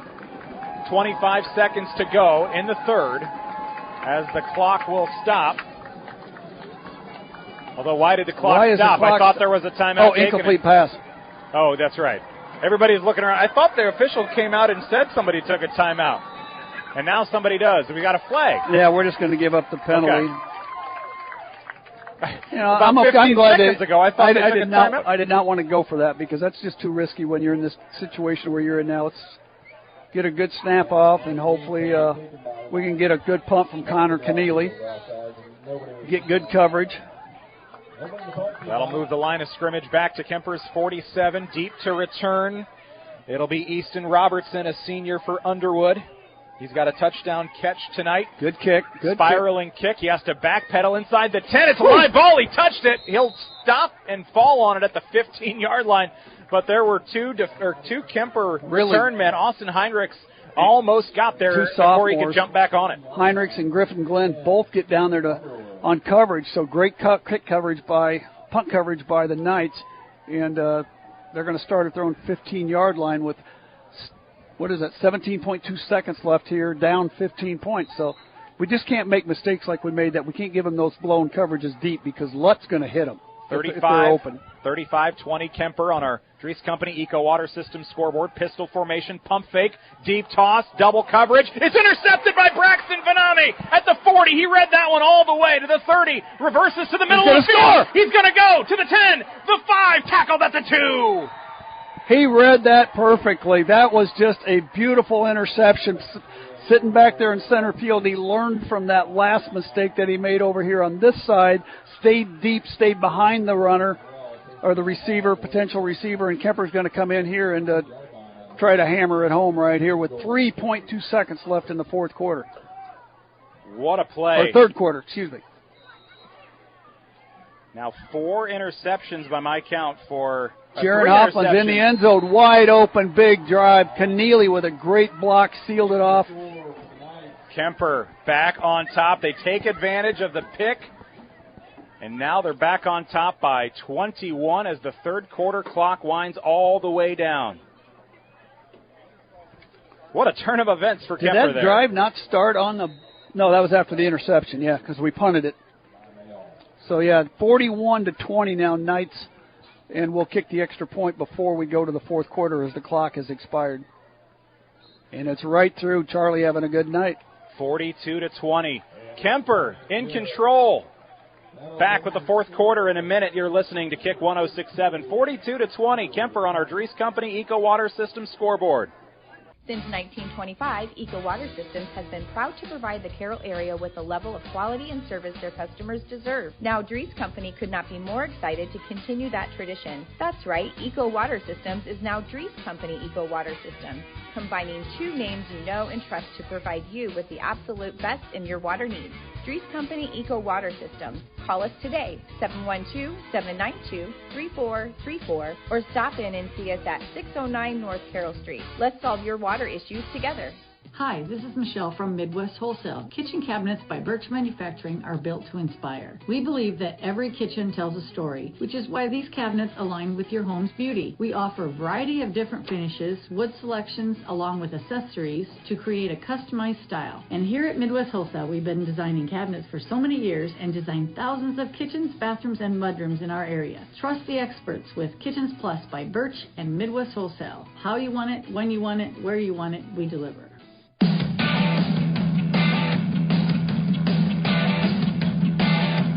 You're listening to Kick 106.7 KIKD, Lake City, Carroll. Kuemper takes advantage of Garrett Lutt's third interception of the night. A nice return from Braxton Vanami, and then Jaron Huffman finishes the drive off. What a third quarter for him. 12 carries, 71 yards, a touchdown, and the Knights are now back on top. Their largest lead of the game, 42-20. One of the best quarters that I've seen by Kuemper from an all-around standpoint, other than one play. But I really love the physicality that I've seen out of this team, both the running backs and the linemen. So we go to the fourth quarter. Linebackers are always playing tough, but put themselves in really good position with a 22-point lead. Kuemper will break huddle and get ready for a Charles Mayhall kick down the field. They've had a successful surprise onside kick tonight. They've had a couple kicks go out of bounds. Again, let's get good coverage. Mayhall, right-footed kicker. He will boot it away from the 40. Deep, returned inside the 10 by Robertson. Watch this wide side. He'll Good job of to adjusting. the near side, and he'll be tackled down shy of the 30 at the 28-yard line. Really good job by the Kuemper defensive kickoff coverage team. Kept themselves spread across the field, and as he turned this way, there was about 4 Kuemper Knights there. There was just not going to be anywhere to go. Turnovers have proven to be a big deal, as they usually do for Underwood tonight. 3 interceptions. Kuemper has turned... That number 10, or top 10 ranking in the quarterbacks might take a hit. But he's not... Now they're playing from behind, and they feel like they have to throw. They have to so throw now. But that's where it's just to our advantage. We just have to drop back and keep the ball in front of us. Kuemper by 22 to begin this fourth quarter. Underwood football, 4 receivers. And again, you have to pretty much erase your running plays out of the playbook. Here's a pass that's intercepted on the deflection. Glenn's second of the game, and he'll take it at the 35. It went off his hands, the receiver's hands. Sam Holsing was the intended target. He's had a really good ball game tonight. And Glenn matching his jersey number in the interception column with 2 tonight. We knew this Glenn kid was going to be something special as an athlete. He's just a sophomore. Wait till you see him on the basketball court. He can jump through the roof. But played that extremely well. And one thing I think in this game, the coaching staff is kind of figuring out who's our lineup going to be. Now, hopefully Alford comes back. But we have not seen him at all, and that's a little concerning because, the game was still in check. Up by 22, Kuemper will come out here and begin with a running play. It's Huffman, left side, big hole, and he's gone! The 20, the 10, second straight touchdown for Jaron Huffman. And a week ago, the running game was non-existent. Here in the third quarter, Huffman almost at 100 yards in the quarter. When the half. When the line opens the holes, I'm telling you, we got the backs that can run it, and we don't just have Hoffman. He's taking advantage of it, and he waited for that to come too. It was a handoff left, folks, waiting for his blocks, and then when it came, he just darted through it, and he had nothing but grass in front of him. When he saw that big hole as the kick is blocked here, Was it? He No, it went through. Oh, it went through.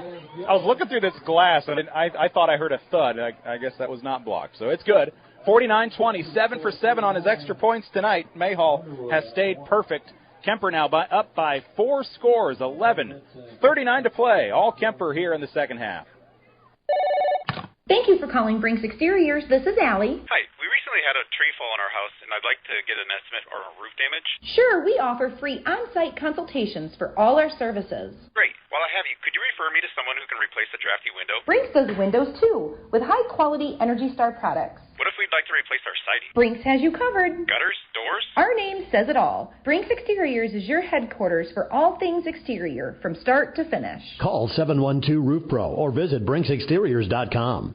When it comes to sports injuries and pain, call the specialist at Suppy Chiropractic Clinic, Dr. Mike Suppy and Dr. Jack Janning. Dr. Suppy and Dr. Janning work closely with area athletes and teams in providing effective treatment and rehabilitation of sports-related injury. For optimal sports performance, call Dr. Mike Suppy and Dr. Jack Janning at Suppy Chiropractic Clinic, 792-6026.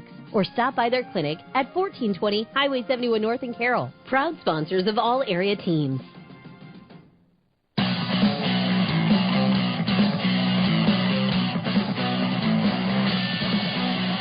Fourth quarter, Kuemper leads it now 49-20, and they've scored 2 touchdowns in the last 21 seconds. Kick out of bounds at the 5-yard line. They'll have it at the 35. Charlie's put some English on this ball when he figures out how to get it to squib a little bit other than the direction of out of bounds. But he's been really effective. He's been part of the weapons tonight that have helped Kuemper out. Thanks so much for joining us from the Gatorade broadcast booth tonight. Along with Doug Waniger, I'm Nick Brinks. Gatorade, distributed by Pepsi Beverages in Carroll, helping athletes fuel, recover, and perform. Lutt with 4 interceptions now in the game, 3 in the third quarter alone, if my numbers are correct here. Yeah, 29-point lead now, so Lutt's going to be chucking it up. Kuemper's dropping back. Empty backfield. Lutt looks left, tosses it. And that'll be almost caught, but behind the line of scrimmage and out of bounds, incomplete. I thought it was taken away for an interception, but on the sideline, though. Not so much as Sundrup was over there. Somebody must have taught him to throw with the wrong hand because he's left-handed. Second down, 10 to go for Underwood here. Thank you. Thank you. Which one do you want, Nick? I'm good either way. I tell you, the Underwood people here have been really, really good hosts. I mean, we got over here, and they had a booth for us and had us all set up as we got a rush. Lucas Deal chasing the quarterback down and finally getting that pressure on and forcing him to get rid of the ball. But, boy, Kuemper's defense has really, really looked good this second half. Third down and an official's timeout after the incomplete pass. Injury timeout in the backfield. But anyway, we were just talking. Good. I'll do that. Go ahead. They treating us just right. They got us a radio booth, very accommodating, water for us to drink, and now they just brought us a hamburger and a hot dog. So hats off to the AD here at Underwood. Yeah, next time we get a timeout, we'll have to scramble for some ketchup quick. I'll let you do that. I don't eat ketchup, but geez, are you a mustard guy? Look at this guy. These guys don't tell me you're a mustard guy. I'm not either. Okay. Look at these guys. What's your name? Cody. Man, these coming guys up are big rock here in the stars fourth here. quarter. But 49-20 you. lead for the Kuemper Knights here. Early in the fourth, the injured Eagle was sophomore Taden Hull. You know, and now Kuemper's just turning loose on these guys because they know they got to throw the football. The only thing you got to watch on the running game is maybe a delayed draw or something like that. But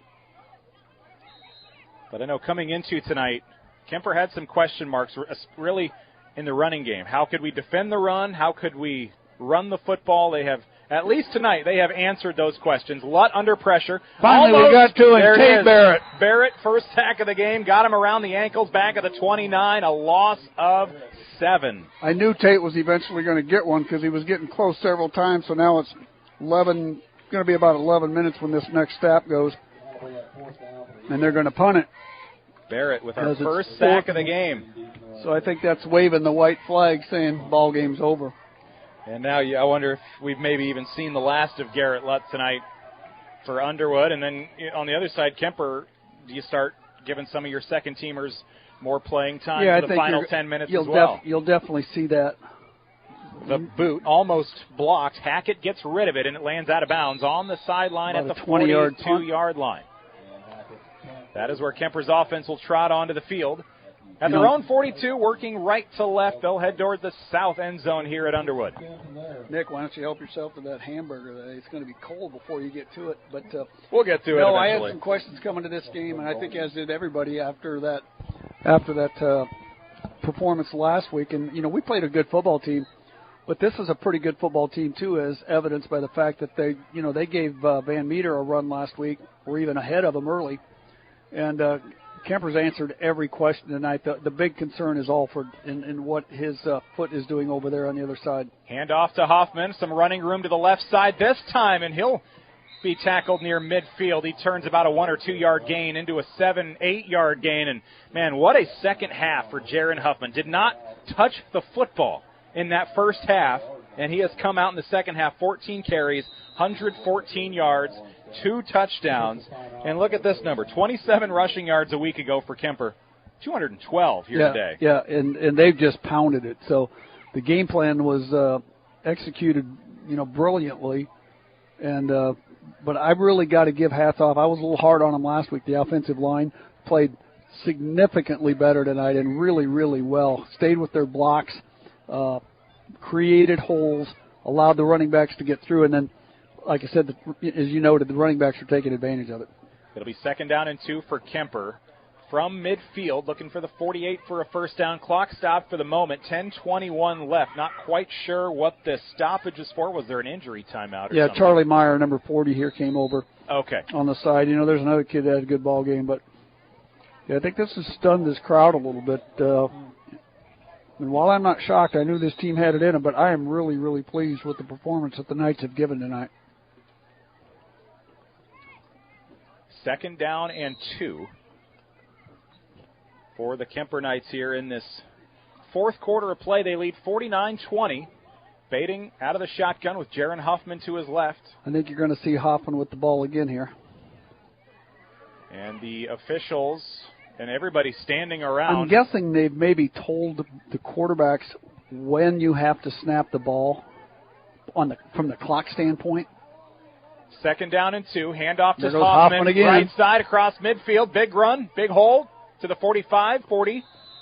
Picks up about 10. They'll mark it down a 9-yard gain. And just this Kuemper offense is letting Jaron Huffman. And early in that third quarter, it was Brayton Alford getting some big yards. Now it's all Huffman here down the stretch. And he's up over 120 yards with those 2 touchdowns. Yeah, he's a workhorse. And I knew he was really, really strong. But he's taking advantage of this opportunity, that's for sure. Coming up in our post-game show tonight, we will name our Motor Inn Player of the Game. Motor Inn of Carroll, your premier Toyota and Chevy dealership for sales, service, parts, and collision. And the way this game has ebbed and flowed, the conversations we've had off air about our Motor Inn Player of the Game, it's been a roller coaster. We've thrown all kinds of names out. 2 receivers to the right, 1 left. Baiting out of the shotgun, 1st and 10. 9-10 to play. Another handoff, this time up the middle. Is that Healy getting the carry? Nope, Hoffman again. I saw 3 on the jersey. Cross to the 38-yard line, a pickup of about 3. It's really difficult to make them up, and Hoffman's limping a little bit too. But, just a really good job by the line again. And, as we noted earlier, I thought they were going to wear him down, and that's exactly what's happened. As long as you're not having to, if you're not forced to pass, and you can make the run game work and then pass out of the run, it makes it a lot easier. Update from that NFL game, Eagles and Packers. Packers leading in the third quarter, 26-24. 3rd down and 8. Handoff right side. Hoffman gets to the sideline, stays in bounds, picks up a few more yards, darts his way to the 33-yard line, and a pickup of 5. He's got such quick feet, and he did a really nice job that time of waiting for his blockers and finding his hole, and then once he saw it, he went right, and then once he saw the hole, and he just, boom, darted right through it. Only picked up about 4, but could have been a lot less than that. 3rd down and 2. It'll be Kuemper football. They're up big now. 29-point lead, 49-20 on our Dries Company Eco Water Systems scoreboard. But this game is it's taking its time. I don't know if we're going to be done before we get to the New Way Auto Group scoreboard show. I never that's thought supposed I'd to say start this, in 23 minutes. We're just a few points from a running clock. We could stand to speed things up to get that show on the air in time. Otherwise, they're going to have to start it on KCIM, and we'll pick it up in action on Kick 106.7 at this rate. Up the middle, another 1st down carry for the Knights. It was Sundrup, I believe. Sundrup this time. Yeah, there again, there's another running back that's a pretty good running back. If he had to be your guy, he could get it done too. But when you run the ball and block like we are now, and we got them on their heels, probably time to bring some other kids in and get them all a look. 1st down and 10 for Kuemper. Sundrup with his 2nd carry of the night, both going for 1st downs. 2 receivers left, but again, they're not throwing at this point. Shotgun for Baiting, letting that play clock, wherever it might be, wind all the way down before he takes the snap. And this time he'll hand it off. They'll go right side, a big hole for Mayhall getting a carry here and another 1st down. Or he's at least at the marker. Whether he has the first or not, we'll find out. I think he's just about a foot short. 2nd down and inches. So Charlie getting a look there at running back. Thinking we'll probably have to, but the thing is, if they happen to punch it in here and get to that running clock, get home a little bit quicker. That'll make your Maybe early not drive quicker, tomorrow. earlier. It'll make your early drive tomorrow a little less painful, right? Yeah, the problem is after I drive like this, I get home and I can't sleep, so I got to sit there and watch TV for half an hour. 2nd down and 1. Handoff to Mayhall once again. He's got a 1st down, finds a seam. At the outside hash, picks up 5 and a 1st. Nice job by Charlie, waiting for his run. He's probably the 2nd or 3rd best athlete. It's a tie between him and his brother because we all know that the best athlete in the Mayhall family is Kate, their sister. So John will probably give me the business tomorrow if he sees me in Iowa City, if he's listening. Great family, good kids. Into the red zone, Kuemper football. Kate's down in Atchison going to school at Benedictine with Cal. Oh, are they really? Yep. I did not realize they went to the same school. That's cool. 1st down and 10 for Kuemper after the Mayhall 1st down. Getting some carries here in the 4th. Shotgun for Baiting, still out there, but at this point, he's just handing it off every time. Mayhall another carry. He'll spin his way down to the 17-yard line, a pickup of maybe 1 once again. And it'll be second down for this Kuemper offense. And now Some they'll start wholesale substitutions the now. Owen Mashing coming on into the game. Trying to see who else is coming in. I see 59, Miles Brewer, a senior on the field for Number Kuemper. 20, Tyler Lease is in the game. 59, Miles Brewer. Oh, you called that. I'm sorry. Number 7, Carter Running in the ballgame. 50. Looks like 54, Jake Whelan.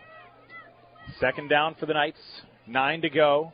Shotgun for Baiting. Another handoff. Mayhole. Big hole inside the 15 before he's touched to the 12.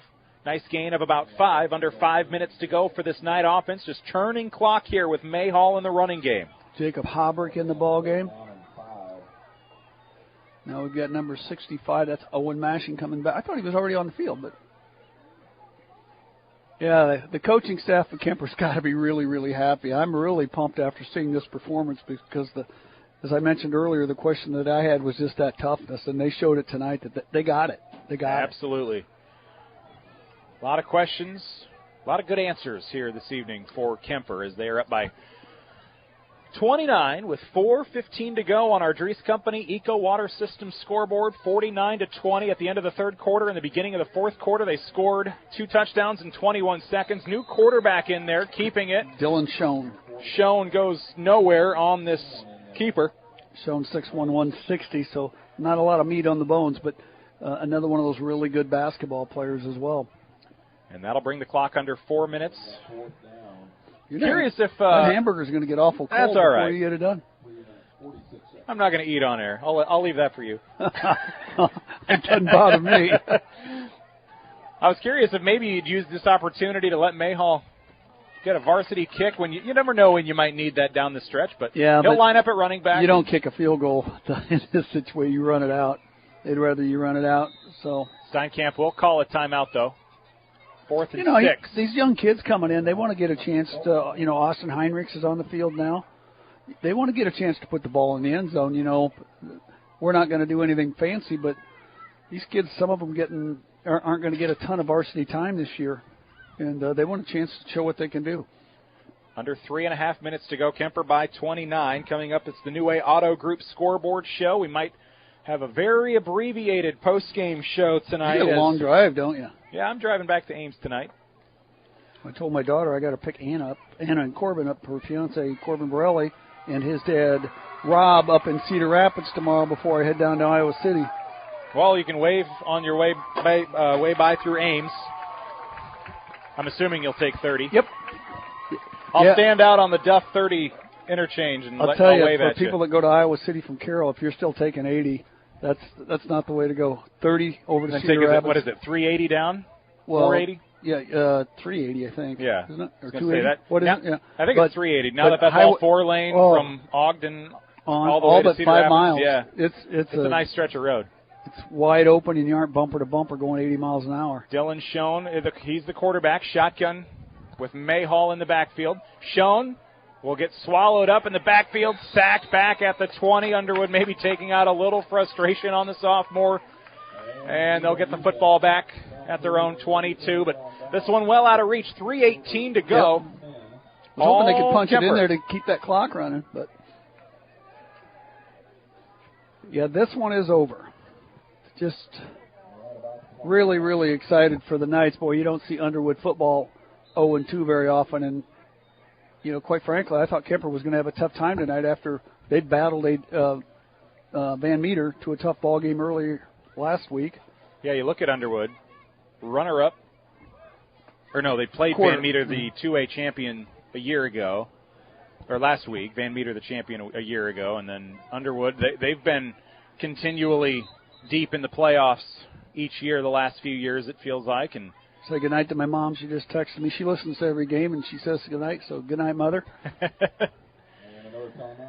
We've got a timeout on the field. We'll go ahead and take 1-2. This one winding down. Final minutes. All Kuemper. 49-20. 3:18 to go on our Dries Company Eco Water System scoreboard. This is Don Neary from Avela Bank. Everyone at Avela Bank wishes the student-athletes success in their endeavors. We know to make a winning team, you need to put in the work, and that's what we'll do at Avela. We'll work to make sure your farm or business has the best financial opportunities available. We want to take the stress out of banking, allowing you to focus on what matters and what you love. Whether you own a business or own a farm, we're here to help you identify ways you can achieve your goals, and we will work hard to make sure you achieve financial success. After all, your success is our success. Avela Bank, member FDIC. Equal housing lender. You're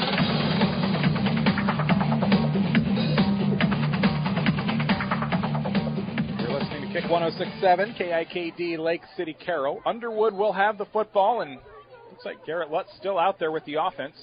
Yeah, he is. I'm kind of surprised. They're still throwing. They'll find Holsing on the near side. Really well played over there by one of the backups in there. That's 34 for Kemper. Emmett Juergens gets all of his athletic talent from his mother's side of the family, Shelley. 4-yard pickup for Holsing on the catch. There's a screen to the right side. 2nd down and 6. Jacob Habrick in the ball game. 2:50 to go. Pistol formation for Lutt. They're still trying out here. Myers will make the grab. 1st down. Got injured a little bit earlier. He'll take his defender for a ride to the 37-yard line and a pickup of 13 on the play. Going to be too little too late, but to want to try to call all of the Knights that are in the game right now. Mason Reich's in the ball game over playing cornerback. Underwood from their own 37-yard line next week. Kemper will be at AHSTW. We'll have the broadcast here on Kick 106.7 again. Lutt flushed out of the pocket, just has to get rid of it and throw it away. Good Underwood. Preston Vanami. Underwood does not have to go very far on the 13th. They'll go just a little bit southwest of here down to St. Albert. Yeah, we could for their probably, final non-district game. Just stay the week and even Avoca's got a good ball. AHSTW's got a good ball club again this year. I'm not quite sure who's doing that one. I'm trying to think, where am I next week? I think I've got Audubon football next Friday night, if I remember right. 1st down and 10. A carry for Schoening. Underwood not giving up here. Starter still out there offensively. Schoening up the middle for 9. 8th carry of the game. They've pretty much been shut down in the running game tonight. They've got 23 yards on the ground in this one. And they had 29 in the first half. Negative here in the second. 1st down and 10. Pistol formation. Lutt hands it off to Schoening again. He's got the 1st down and more. Up the hash, near side, 40, 36. Tackle there by Austin Heinrichs. Schoening down. And it'll be a pickup of 18, and now an injured Eagle down on the field. 1:56 to play. We've got our Motor Inn Player of the Game coming up in our post-game show. Motor Inn of Carroll, your premier Toyota and Chevy dealership for sales and service, parts and collision. And it might be a tough conversation tonight. Who will be our Motor Inn Player of the Game? We've seen a lot of Knights step up and have big nights. Yep. Theodore Perkins in the ball game. Injury timeout. Safety number 51 is Jaden Holst. It'll be senior. their starting running back, Sam Schoening. He's able to run off the field, though. If you're Underwood and your starters are out there and you get somebody dinged up, you would hate to lose somebody in a late game situation like this. Zach Nepper was in the game. Now he's replaced by Carter Running again. Under 2 minutes Carter's to go. Clock senior. winding. 5 receivers for Lutt and the Eagles. I'm really surprised they've got him in the game yet. And they'll find Myers again. Charlie Myers to the 30 on a quick curl route near side. Gets to the 25 and a gain of 11. Miles Brewer in the game, and got some other kids coming in. Number 54 for Kemper, Jake Wieland in the game. And now Underwood hurrying up with tempo. They want to score one more time before this one's done. Lutt with 4 interceptions tonight. He'll go deep to the end zone, and he'll find Easton Robertson with some blown coverage on second and third teamers. Yeah. Well, they made him play a few plays to get it, but he got behind our backup reserve cornerback there. So that makes it 49-26, and I'm sure they'll do an onside kick. Second touchdown catch for Robertson tonight. Had a 23-yarder back in the second quarter. Adds a 25-yarder here. They'll go for 2. try to get it within 3 scores. Empty backfield. Lutt, shotgun, steps, looks right, rolls out. Get some pressure on him. Tossing, and it'll be caught by Robertson. He played that really well. He made the defender come up and then threw it in behind him. But it's now 49-28, so onside kick forthcoming. And then from there, let's get the good hands team out there, recover it, and run the clock out. 2-point conversion's good. 49-28. Kuemper well in hand here with 1:25 to go, and we'll take a 30-second break to wrap this one up in a moment. You're listening to Kick 106.7. Family owned and operated since 1948, Quant Auto Salvage is the area's best full-service scrap facility. Whether you're looking to sell scrap iron, vehicles, or batteries, or you need to locate that difficult-to-find part for your vehicle, they have what you need. And if it isn't in stock, they can locate it with their nationwide parts database. Quant Auto Salvage. They sell the best and recycle the rest.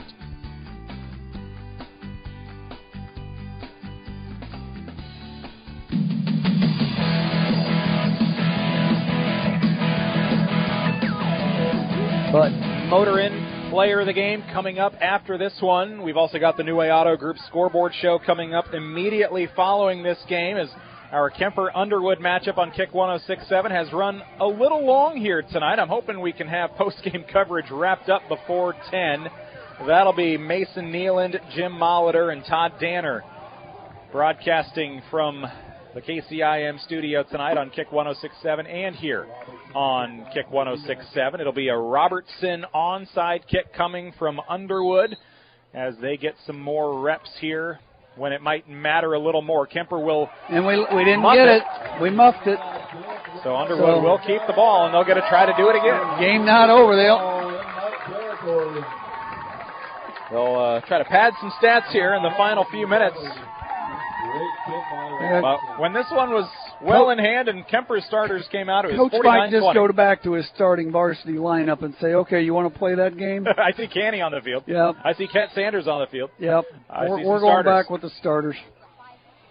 2 can play that game. Yeah, absolutely. Lutt out of the shotgun. Steps back. I thought that was about to be picked by Glenn again. For it will number go off 3. the hands of Robertson. And wouldn't that have just been a poetic ending? Yeah, Minute 20 left now, going to be 2nd and 10 for the Eagles. 49-28 Kuemper on our Dries Company Eco Water Systems scoreboard. We'll get this one done eventually. 5 receivers for Underwood after their onside kick was successful, down by 21. Lutt under pressure, has to get rid of it, and that'll land at the line of scrimmage as he's flushed out, tries to get rid of it, and a lineman slow to get up for Underwood. Yeah, and incomplete pass, 3rd down. But I think Coach Steinkamp was ready to say, okay, we're not going to, he put the reserves in, and then they bring their starters back in, march downfield, onside kick. So, okay, we'll play that game. 3rd down. Minute 14 left, down 3 touchdowns.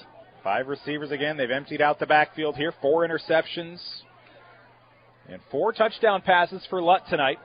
They'll find Myers on the near sideline. Kuemper keeps him in bounds at the 41. Clock will wind. 6-yard pickup. This should fire this night defense up a little bit. I hope they come after him. 4th down and 4 now for Underwood. Kuemper trying to finish this one off. 49-28. Lutt rolls out under pressure. 4th Nobody down, there. Throwaway. Tate Barrett was all over that, along with 53, who's come at Connor Keneally. He's had 2 good defensive games in a row. So Keneally's I think he's a sophomore, young kid. But he's going to be a force to be reckoned with. And now Kuemper will just be taking knees, and this is a ball game. 48 seconds to go. Just watch out. Maybe Underwood will take a timeout or 2 here. Boy, that... I can't imagine so, but, can't rule it out. I would certainly hope not. 1st down and 10 for Kuemper. Baiting on the field. Back out there. So, again, expecting 2 kneel downs. Baiting will line up under center, and they do have Carson Canny well behind the line of scrimmage for victory formation. Baiting has played well tonight. Should be about 1 more of those, and this game will be in the books. Baiting with a sneak for a touchdown early. One more kneel down, and this one will be history. 35 seconds to go, and we'll have a quick post-game show before we get you on to the New Way Auto Group scoreboard show. So, again, a 49-28 final score on our Dries Company Eco Water System scoreboard as Baiting takes one final kneel down. And that's it. So we go to the post-game show. Mackey Motors in Lake City, online at MackeyMotors.com. Kuemper wins it on the road in convincing fashion. They take over in the second half, 49-28 our final. We're back in a moment on Kick 106.7. Since 1968, Mackey Motors has been serving Lake City and the surrounding communities with new and certified pre-owned vehicles. Mackey Motors is a full-service dealership providing oil changes in our Quick Lube Express bays, a service department with world-class trained technicians, a body shop and collision center with the latest equipment, a full vehicle detailing department, or come talk with one of our highly knowledgeable sales staff. Recipient of the GM Mark of Excellence Award for 15 years running. Together, let's drive at Mackey Motors in Lake City, MackeyMotors.com. Hi, this is J.R. Mayhall, insurance agent and realtor with Gredeman & Associates. We're excited to announce Eric Bass and Nate Gredeman have joined our team. Eric has numerous years of experience in both insurance and real estate, and we're excited that Nate has moved back and brought his wealth of knowledge of commercial real estate to our team, and he also has his insurance license. It's a very challenging time in both real estate and insurance, and we are here to help you. Gredeman & Associates, Highway 30 here in Carroll.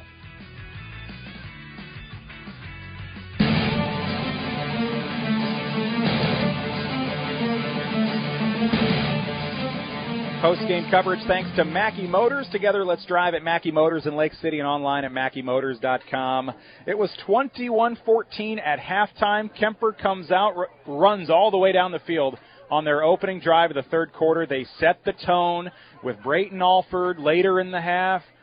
Jaron Huffman takes over, ends up finishing the night with 131 yards and 2 touchdowns for Huffman, and there was an onside kick in that third quarter. They picked off the Underwood Eagles a few times in that second half, and while it was a really good performance for Kuemper in the first half, they turned the wick up in the second half.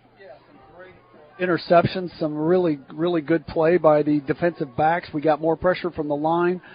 I thought the difference, I wish we could, when we do player of the game, if we did offensive or defensive line, we could do it as a unit, but we have to talk to Blankman about those rules. But I really thought the difference this week was the play of our line, allowing our skilled players to do what they know how to do.